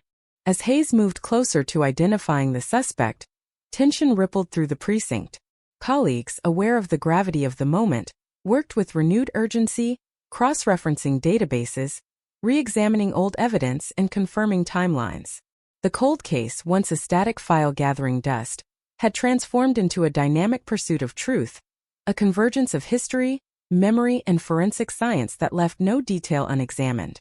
Hayes felt the inexorable momentum building toward resolution, The sense that decades of silence would finally yield to clarity. The streets themselves seemed to respond. Night fell over the Lower East Side, shadows stretching long and deep, reflecting Hayes's own awareness of the city's complicity in the crime. Every corner, alleyway, and streetlight became a repository of memory, each echo of movement a potential clue. Hayes retraced the victim's path repeatedly, visualizing the suspect's maneuvers, the timing, the precision, the cold calculation that had made detection impossible for so long. He understood that the city had concealed this story for decades, and now it was time for it to speak, for the truth to emerge from the shadows, and for the long arc of justice to finally reach its apex. The city's heartbeat quickened as Hayes followed the trail that had lain dormant for decades. Every alley, every flickering streetlight, every echo of footsteps now carried significance. The cold case, once a quiet file on a shelf, had become a living entity, its pulse synchronized with Hayes's own. He traced her final movements with painstaking precision, imagining her caution, her fear, the fleeting moments when hope and dread collided. Shadows seemed to stretch longer, corners darker, as if the city itself conspired to reveal the truth. Hayes felt the tension, raw and immediate, pressing through the streets like fog. Every sound, a car door slamming, a distant siren, a pedestrian's hurried step, became a signal, a potential fragment of evidence that could crack decades of silence. Then came the breakthrough that shattered the calm of routine investigation. Surveillance footage, once dismissed as grainy and unusable, revealed a fleeting interaction, the suspect appearing at a street corner near her last known location, moving with deliberate caution, glancing over his shoulder as if aware of invisible observers. Hayes studied the footage frame by frame, noting the curve of his shoulders, the rhythm of his stride, the deliberate pattern of movement. The city's architecture framed him perfectly. Fire escapes casting long shadows, dumpsters blocking sightlines, streetlights illuminating his path with precision. Every detail confirmed what the evidence had been suggesting for months. The suspect had operated with methodical intent, moving through the city's veins with uncanny knowledge of its blind spots and its rhythms. Witness testimony intensified the urgency. Residents came forward with small but critical observations. A van parked idly for hours near an abandoned lot, doors locked but engine running. A figure glimpsed moving through shadows, pausing as if listening for unseen dangers. A fleeting interaction at a corner store that now, in hindsight, bore the weight of menace. Hayes integrated each fragment into a growing mosaic, layering it atop DNA evidence, fiber matches, and historical records. The city itself became a participant, its streets, alleys, and corners bearing witness to movements and actions long concealed. Each step, each glance, each silent observation formed part of the narrative that had remained incomplete for decades, now coalescing into terrifying clarity. The suspect's pattern became unmistakable. Hayes reconstructed sequences of movement, timing, and behavioral signatures with meticulous care. Employment records, housing histories, and casual interactions revealed a rhythm. Visits to locations near the victim's home, repeated patterns of surveillance, subtle manipulations of circumstance. Each act, once invisible, now aligned with the chronology of the crime, revealing the calculated orchestration behind every decision. Hayes felt the weight of inevitability, a growing sense that justice, delayed but relentless, was approaching its long-awaited conclusion.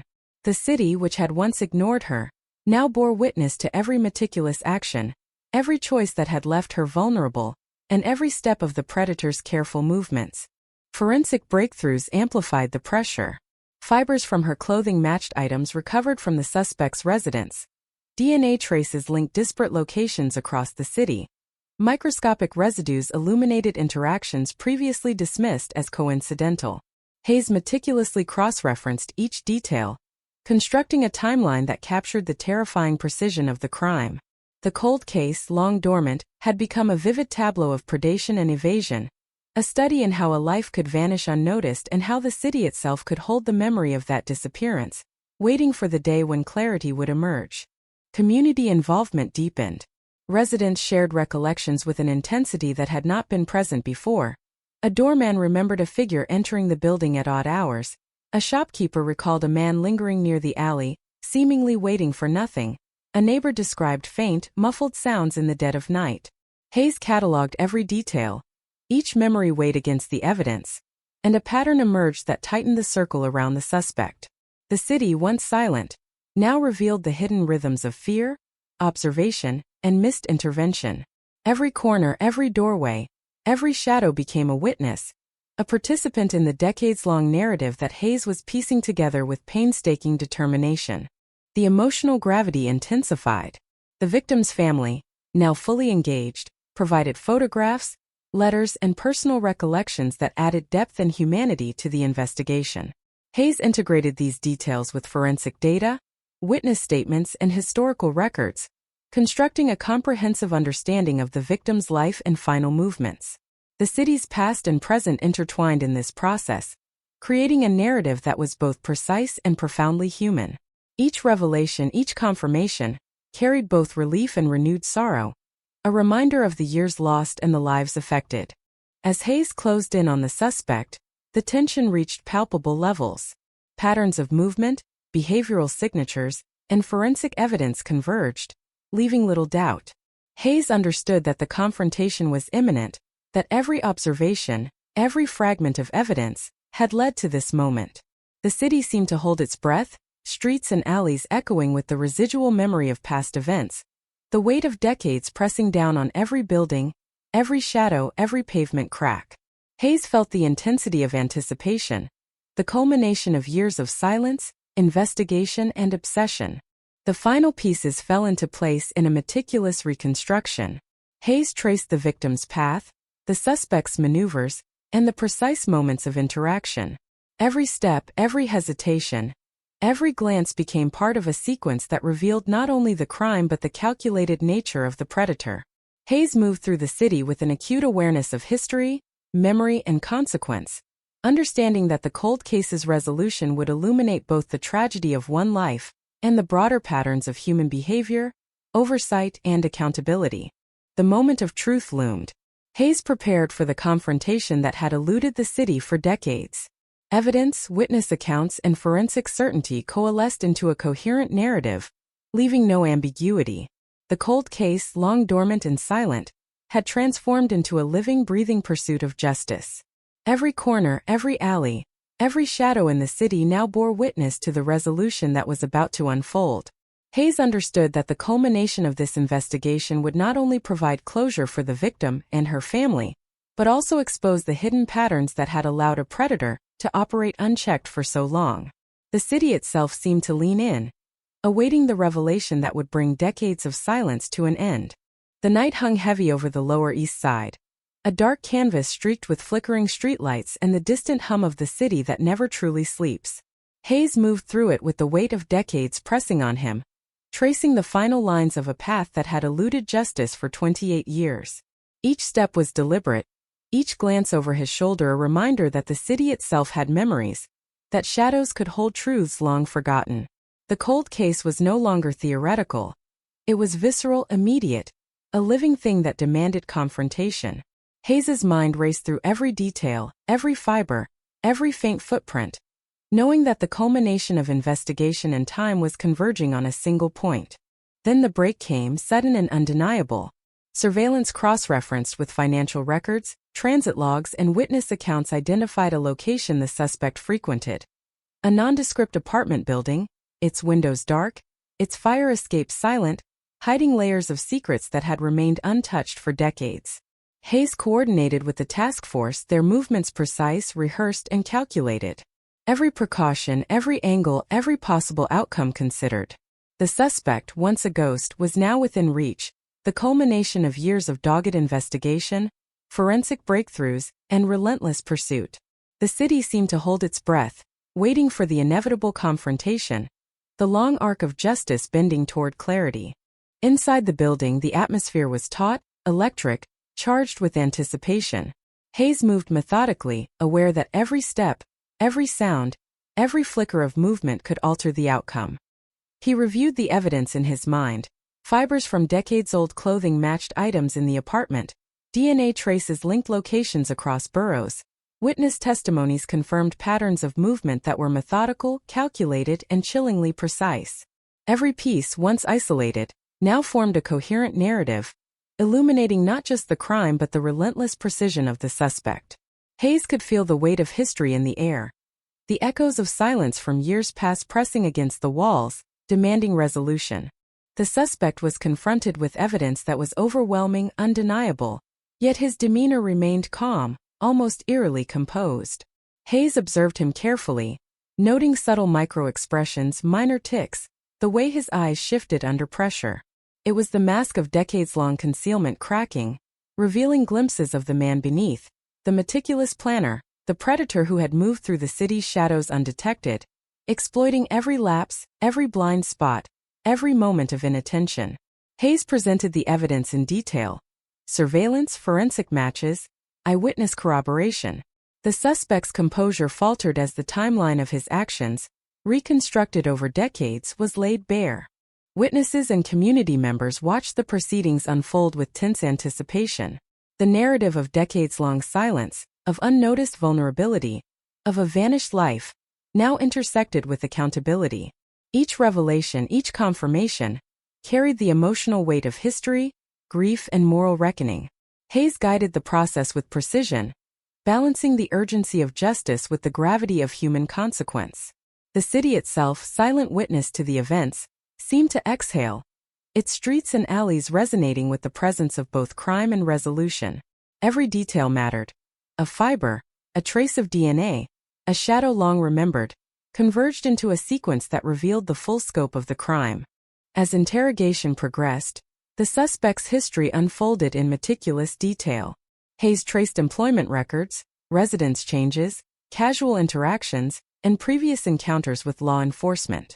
Patterns of predation emerged clearly, revealing a methodical approach to concealment and control.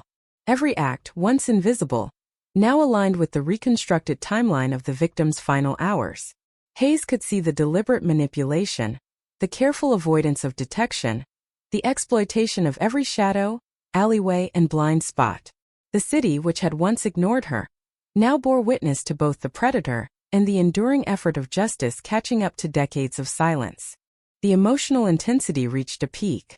The victim's family, present and engaged, witnessed the culmination of years of uncertainty, grief, and investigation. Hayes observed the interplay of relief, sorrow, and residual anguish as details emerged.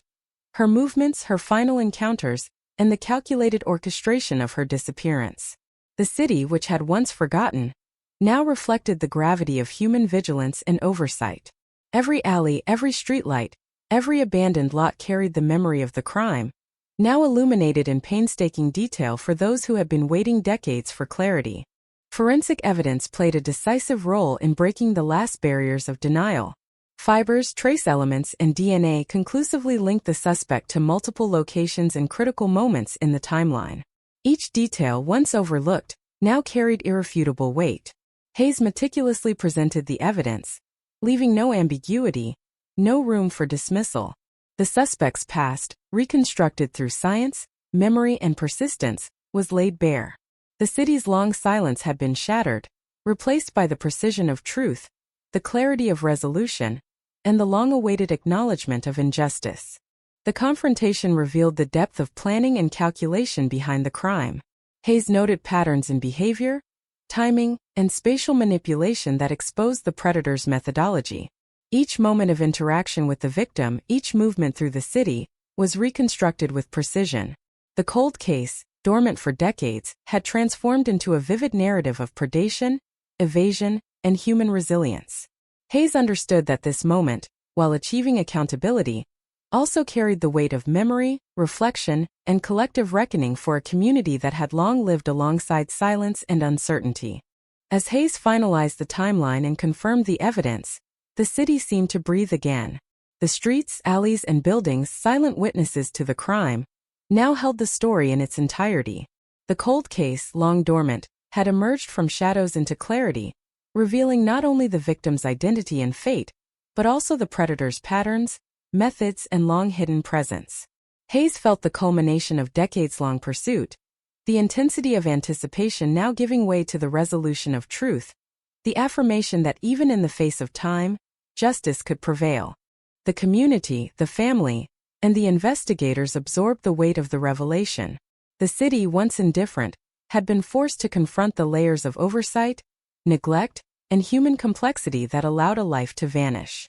Hayes, standing amidst the echoes of memory and the residue of decades of silence, understood the gravity of closure, the bittersweet intersection of resolution and sorrow, the haunting awareness that even solved cold cases leave shadows that linger in the streets, in the hearts of the living, and in the collective memory of the city itself. The city seemed smaller now, tighter, every alleyway and street corner alive with the weight of revelation.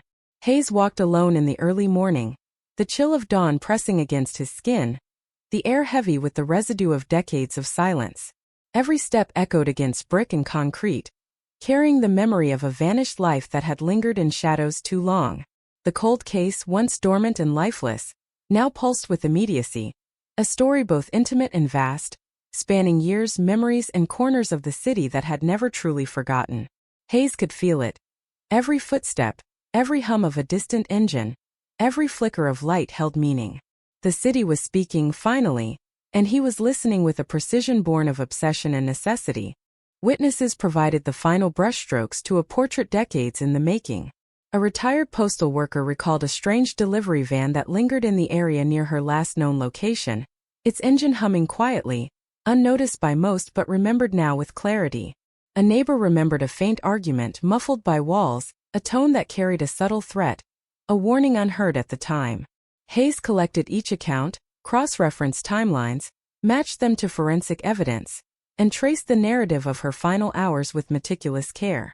The puzzle pieces, long scattered, now snapped into place, each fragment of memory resonating with forensic precision. The city itself seemed to hum with the weight of long-concealed truths, alleys, walls, and windows standing as silent witnesses to decades of inattention and neglect. Forensic revelations struck with undeniable clarity. Fibers from the victim's clothing matched items found in the suspect's residence. DNA traces linked locations across boroughs. Chemical residues revealed interaction with materials that had seemed inconsequential decades earlier. Hayes studied each result with relentless intensity, connecting details invisible to all previous investigators. Each breakthrough carried a rush of exhilaration and dread, the knowledge that the city, silent for so long, had finally yielded fragments of truth, illuminating actions, choices, and consequences previously lost to time. The cold case had become more than a file, more than a story. It was now a living narrative demanding recognition, understanding, and closure.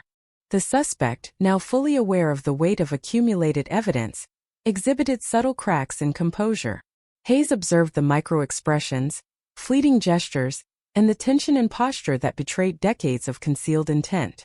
The man who had moved through the city's veins unseen was suddenly confronted with proof of presence, pattern, and consequence. Every detail Hayes presented, from minute traces of DNA to witness recollections, closed the circle of uncertainty, reducing a lifetime of evasion to a chronology of undeniable fact. The city, once indifferent, now bore silent witness to accountability, the quiet culmination of decades of dogged investigation converging in a single confrontation. Community impact deepened. Neighbors, family, and long-distant witnesses felt the reverberation of revelation. The girl, once anonymous, became a human presence, a life reconstructed through memory, evidence, and narrative. Hayes watched the interplay of grief, relief, and awe as her story unfolded, a tapestry woven from decades of absence and the sudden clarity of truth.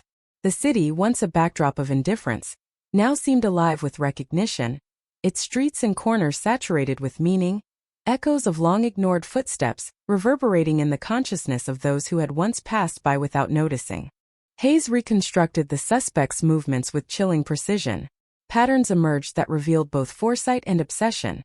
Repeated visits to key locations, manipulation of timing and opportunity, the use of shadows and blind spots, and an understanding of human inattention. Each revelation, supported by forensic evidence, witness testimony, and historical records, exposed the calculated orchestration that allowed a life to vanish unnoticed. Hayes felt the gravity of inevitability pressing against him, the sense that the city itself had been complicit through oversight, neglect, and silence. Every corner, every alley, every flickering streetlight carried the memory of a predator's calculated movements. The victim's family received the final reconstructions of her last movements, the sequences of events that had led to her disappearance, and the painstaking reconstruction of interactions with the suspect. Each detail long buried emerged with clarity, eliciting a mixture of grief, anger, and relief. Hayes understood that closure was partial, fragile, yet vital. The city had witnessed a tragedy unfold in silence, and now the truth, painstakingly reconstructed, offered recognition, accountability, and the moral weight of justice catching up after decades of dormancy. Investigation into the suspect's broader pattern revealed disturbing consistencies. Past interactions, minor offenses, and fleeting encounters now aligned into a framework of methodical predation. Hayes meticulously documented behavioral patterns, psychological traits, and temporal sequences, confirming the deliberate orchestration that had eluded detection for decades. The cold case, once an enigma, now emerged as a vivid example of how opportunity, neglect, and meticulous concealment can intertwine, creating a narrative of crime and evasion that challenges both memory and institutional oversight. The city itself seemed transformed. Streets, alleys, and abandoned lots, silent for decades, now hummed with the weight of narrative and consequence. Hayes walked them repeatedly, visualizing the suspect's movements, the victim's interactions, and the sequence of choices that led to her death. Every detail, from the faint scuff of a shoe on concrete to a fleeting shadow in a corridor, contributed to the understanding that had once seemed impossible.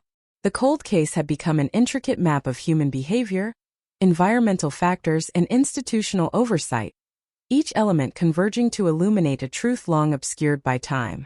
As Hayes compiled the final evidence, the tension reached its apex. Every piece of forensic data, witness testimony, and historical record aligned into a coherent chronology. The city, a silent witness for decades, now carried the weight of revelation. The cold case, once an unresolved tragedy, had transformed into a narrative of justice, accountability, and the enduring persistence of truth. Hayes could feel the culmination in every street corner, every shadowed alleyway, every silent window, as the city itself bore witness to the unraveling of decades-old secrets. The narrative of the victim's life, the sequence of the crime, and the predator's concealed presence now converged into a vivid, undeniable tableau. Hayes understood that this revelation, though delayed by decades, would resonate beyond the precinct, beyond the immediate community, and into the collective memory of the city itself. The cold case had become a testament, a reminder that silence can persist, but truth, relentless and patient, will always find a way to emerge. Every alley, every street, every shadow held the echoes of that night, and finally, the city could recognize them, understand them, and bear witness. The city seemed suspended in time, each street and alleyway carrying the weight of decades of silence. Hayes moved through the Lower East Side with a precision born of obsession, tracing paths that had once been overlooked, imagining the victim's last steps, her glances, her fears. Every footstep echoed with memory, every shadow seemed to carry a secret. The cold case, dormant for nearly 30 years, had become a living, pulsing entity, demanding recognition, accountability, and resolution. Hayes could feel it pressing against him, the urgency of truth converging in every corner, every brick, every flicker of the city's streetlights. The final pieces were within reach, and the air itself seemed charged with anticipation. Forensic breakthroughs reached a climax. DNA, fibers, trace elements, all converged to point directly to the suspect. Items long stored in evidence lockers, once ignored, now revealed critical links. A pendant, fibers, faint traces of chemicals that had endured decades. Hayes meticulously cross-referenced each fragment, each trace, each record, building a timeline that left no ambiguity. The city itself seemed to respond, shadows lengthening, wind rattling fire escapes, distant sirens echoing like a chorus of anticipation. Every detail mattered. The scuff of a shoe on concrete, the pattern of a window lock, the angle of light in a forgotten alley. The cold case had emerged from darkness into the unflinching clarity of science, memory, and relentless human persistence. Witnesses contributed the final brushstrokes. Residents who had once been silent recalled fleeting details with newfound clarity. A van idling at odd hours, footsteps on the fire escape, a muffled argument at night. Each recollection, seemingly minor, aligned perfectly with the forensic record. Hayes assembled the narrative frame by frame, testimony by testimony, creating a vivid reconstruction of her final hours. The suspect's calculated movements, once invisible, now emerged in full detail.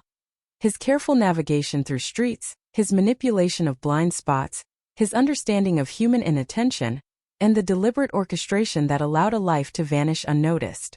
The city, long complicit in its silence, now bore witness to the full scope of truth.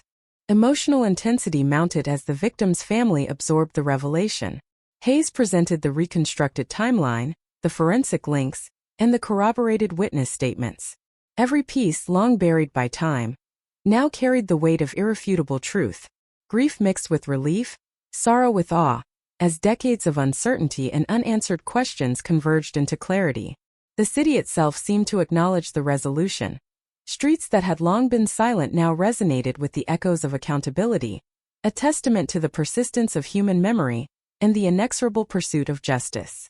The suspect, confronted with the accumulation of decades' worth of evidence, exhibited cracks in composure. Micro-expressions betrayed anxiety, fleeting gestures revealed tension, and his carefully maintained calm began to fracture. Hayes guided the confrontation with precision, presenting details in meticulous order. DNA, fibers, chemical residues, surveillance footage, witness testimony. Each element reduced years of evasion to a single undeniable truth. The predator, once invisible, now faced exposure, accountability, and the weight of actions meticulously traced through the city's landscape and human memory. The city's architecture itself seemed to participate in the culmination. Fire escapes, alleys, abandoned lots, and familiar street corners all bore the residue of past events. Hayes visualized the interaction between victim and suspect, reconstructing every step, hesitation, and glance with painstaking care. Every detail confirmed a narrative of careful predation, of opportunity exploited and invisibility maintained for decades. The city, once indifferent, now served as a chronicle of action, consequence, and revelation. Hayes could feel the tension, the gravity, and the culmination pressing through the streets like an electric charge, waiting for the final acknowledgement of truth. Community impact reached a peak. Neighbors, friends, and casual observers who had long forgotten or dismissed small details now felt the weight of revelation. The victim, once anonymous, was restored to presence, her life reconstructed through memory, evidence, and narrative. Hayes watched as grief, relief, and anger intertwined, forming a tapestry of emotion that mirrored the complexity of human oversight and vulnerability.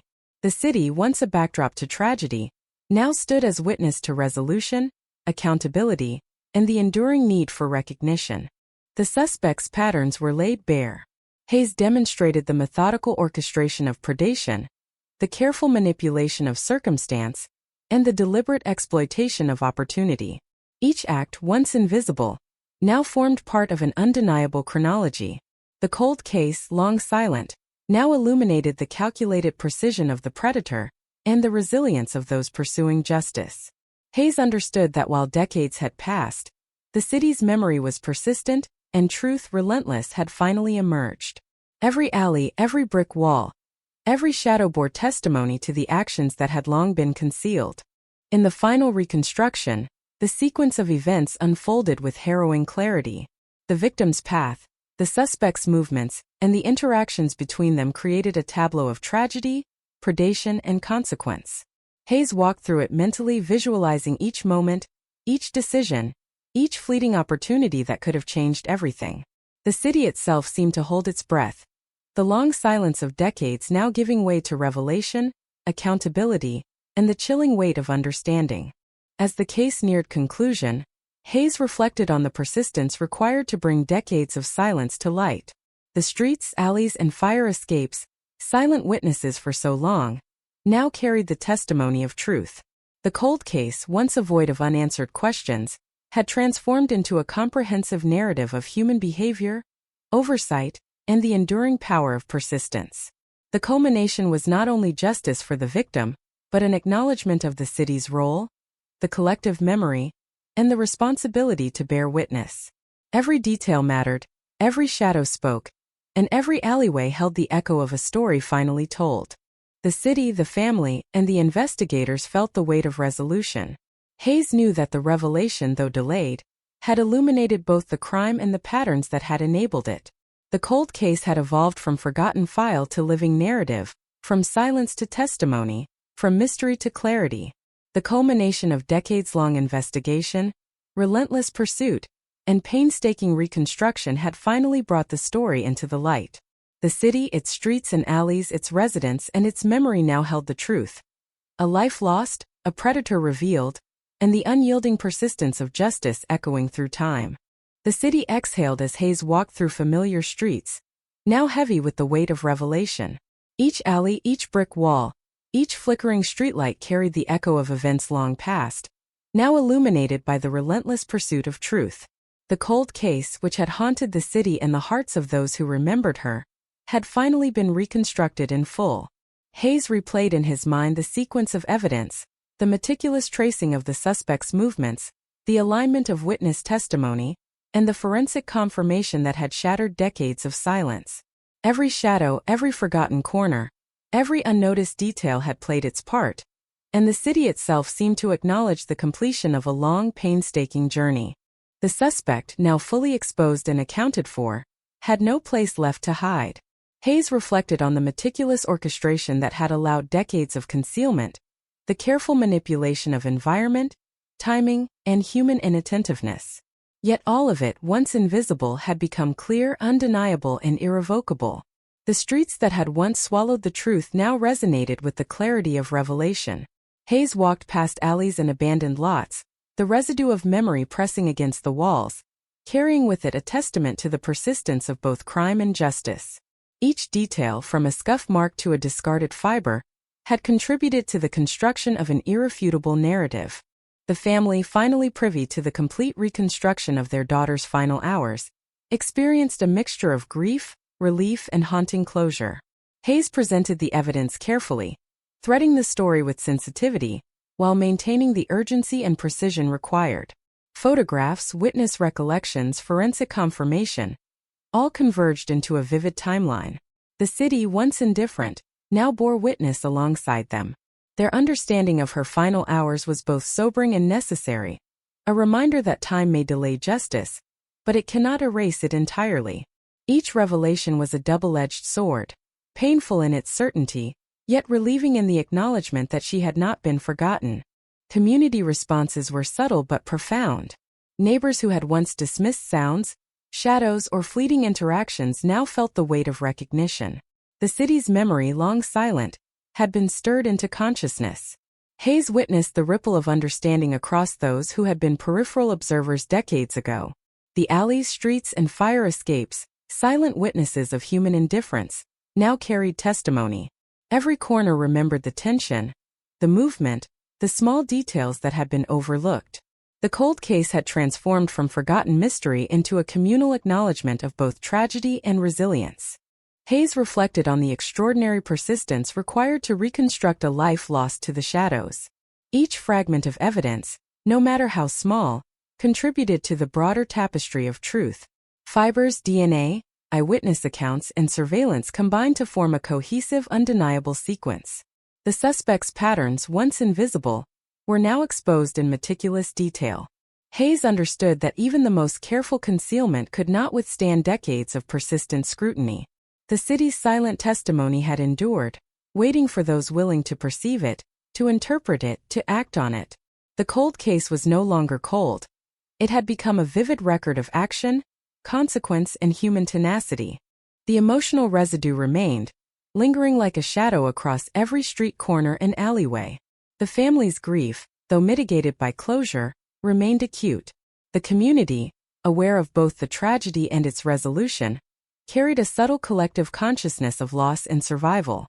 Hayes noted the juxtaposition. Life continued in the streets, in buildings, in the pulse of the city, while the echoes of decades-long silence resonated in the memories of those who had finally understood. Justice had been served, yet the emotional and psychological imprint of unresolved violence remained palpable. Every witness, every resident, every investigator was now bound to the narrative of recognition and acknowledgement. The city itself seemed changed. Streets and alleys, once mundane and overlooked, now carried significance. Hayes retraced paths that had once concealed secrets, now illuminated by memory and investigation. The cold case had transformed these ordinary spaces into repositories of narrative, testimony, and consequence.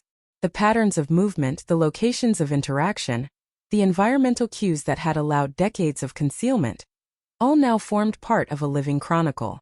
Hayes could feel the city vibrating with the residual weight of memory, its streets echoing with acknowledgement of both crime and accountability. Hayes reflected on the broader implications. The cold case illustrated the intersections of human oversight, environmental opportunity, and meticulous predation. It demonstrated that even the smallest, seemingly inconsequential details could accumulate into a narrative capable of solving decades-old mysteries. Every alley, every discarded item, every fleeting observation held potential significance. The city, its architecture, and its inhabitants had silently participated in the preservation of evidence. The persistence of investigation, memory, and science had allowed the cold case to emerge from the shadows, illuminating both the crime and the broader lessons embedded in urban life. As Hayes closed his notebook and walked through the streets one last time, the residue of decades of silence pressed gently against him. The cold case, finally resolved, had become a testament to perseverance, the persistence of truth, and the resilience of those who refused to forget. Every step he took was a dialogue with the city, with its shadows, its history, and its silent witness. The alleys, the streets, the abandoned lots, all held fragments of the story, now unified in clarity. Hayes understood that closure did not erase pain, but it did restore narrative, restore recognition, and restore the memory of a life that demanded acknowledgement. The city, alive with sound and movement, had absorbed the revelation. Hayes walked past flickering streetlights and quiet storefronts, aware that while the crime had occurred decades ago, its memory, its resolution, and its emotional imprint would endure. The cold case had evolved from mystery to revelation, from silence to testimony, and from grief to the cautious relief of acknowledgement. Every alley, every street, every window now bore the imprint of both tragedy and justice. Hayes knew that the story would resonate, that the city's memory would carry it, and that the legacy of the victim and the persistence of truth would remain long after the footsteps of the investigators had faded. The city's skyline glimmered faintly against the pre-dawn sky, a fragile light stretching over streets that had long carried secrets, shadows, and silence.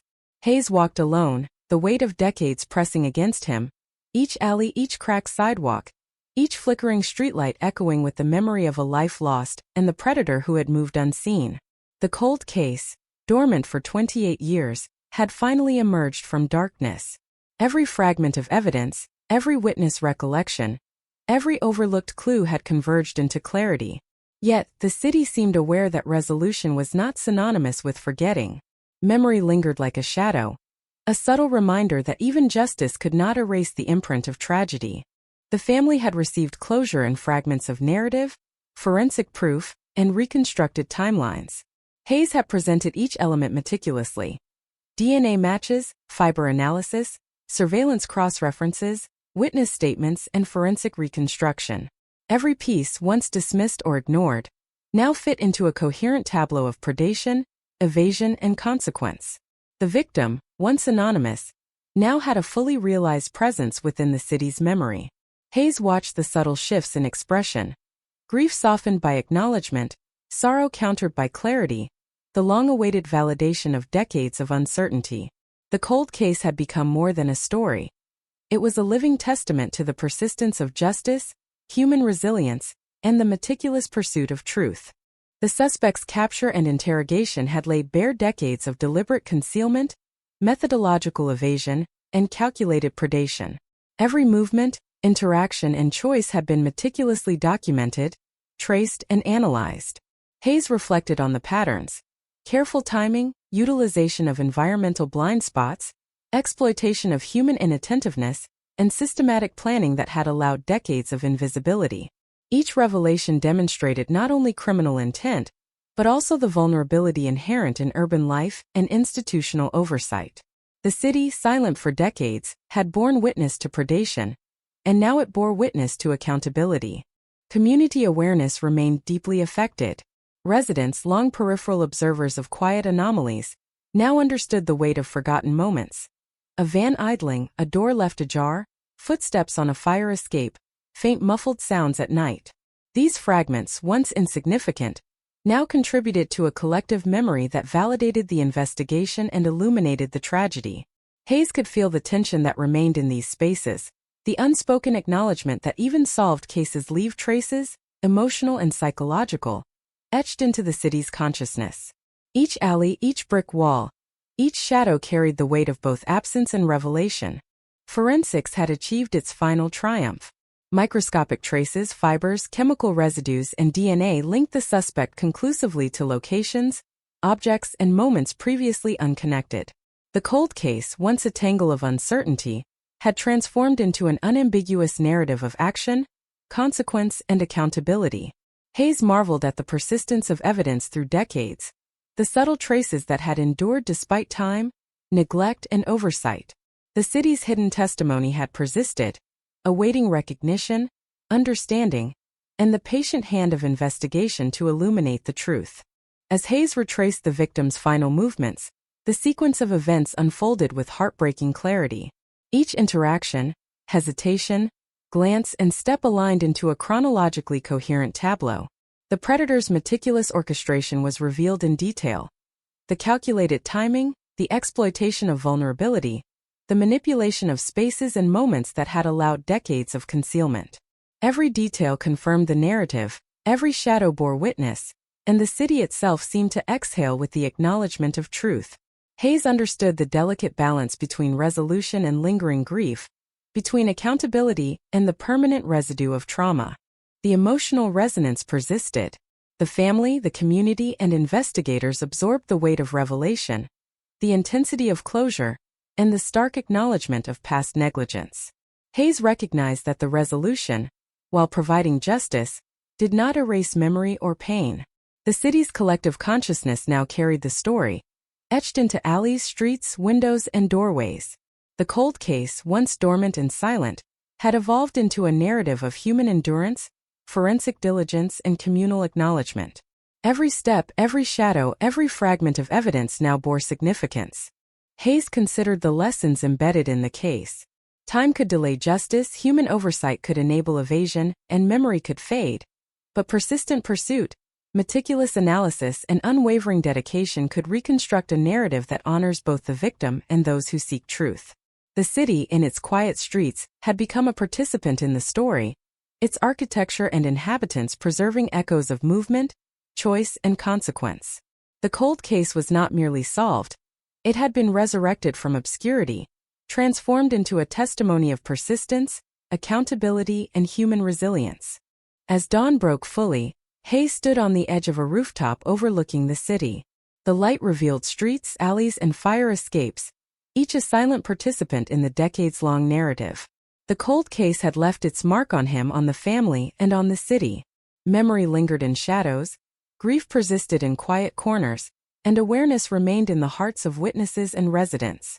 Yet, amid the lingering weight, there was clarity, acknowledgement, and the quiet triumph of truth emerging from darkness. Every fragment of evidence, every detail, every overlooked moment had finally contributed to a narrative both harrowing and illuminating. Hayes took one last walk through the city streets. The silence carried resonance. Footsteps on concrete, distant sirens, the flutter of a newspaper in a doorway. The cold case had ended, yet its echoes remained.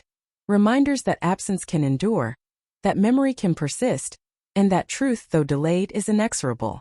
The city had witnessed decades of shadowed actions, now illuminated by investigation, evidence, and recognition. Hayes understood that the resolution was not an erasure of tragedy, but a restoration of narrative, acknowledgement, and the moral imperative of memory. The city exhaled finally, quietly, subtly, as Hayes disappeared into the morning light. The cold case, once silent and dormant, had become a living chronicle of loss, persistence, and revelation. Every alley, streetlight, and window bore the imprint of the investigation, the victim's presence, and the enduring need for recognition. Hayes knew that the story, though concluded, would remain in the collective consciousness of the city. A reminder of the shadows that can conceal, the persistence that uncovers, and the human responsibility to remember, to observe, and to act. The cold case had ended, but its echoes, haunting and instructive, would endure forever.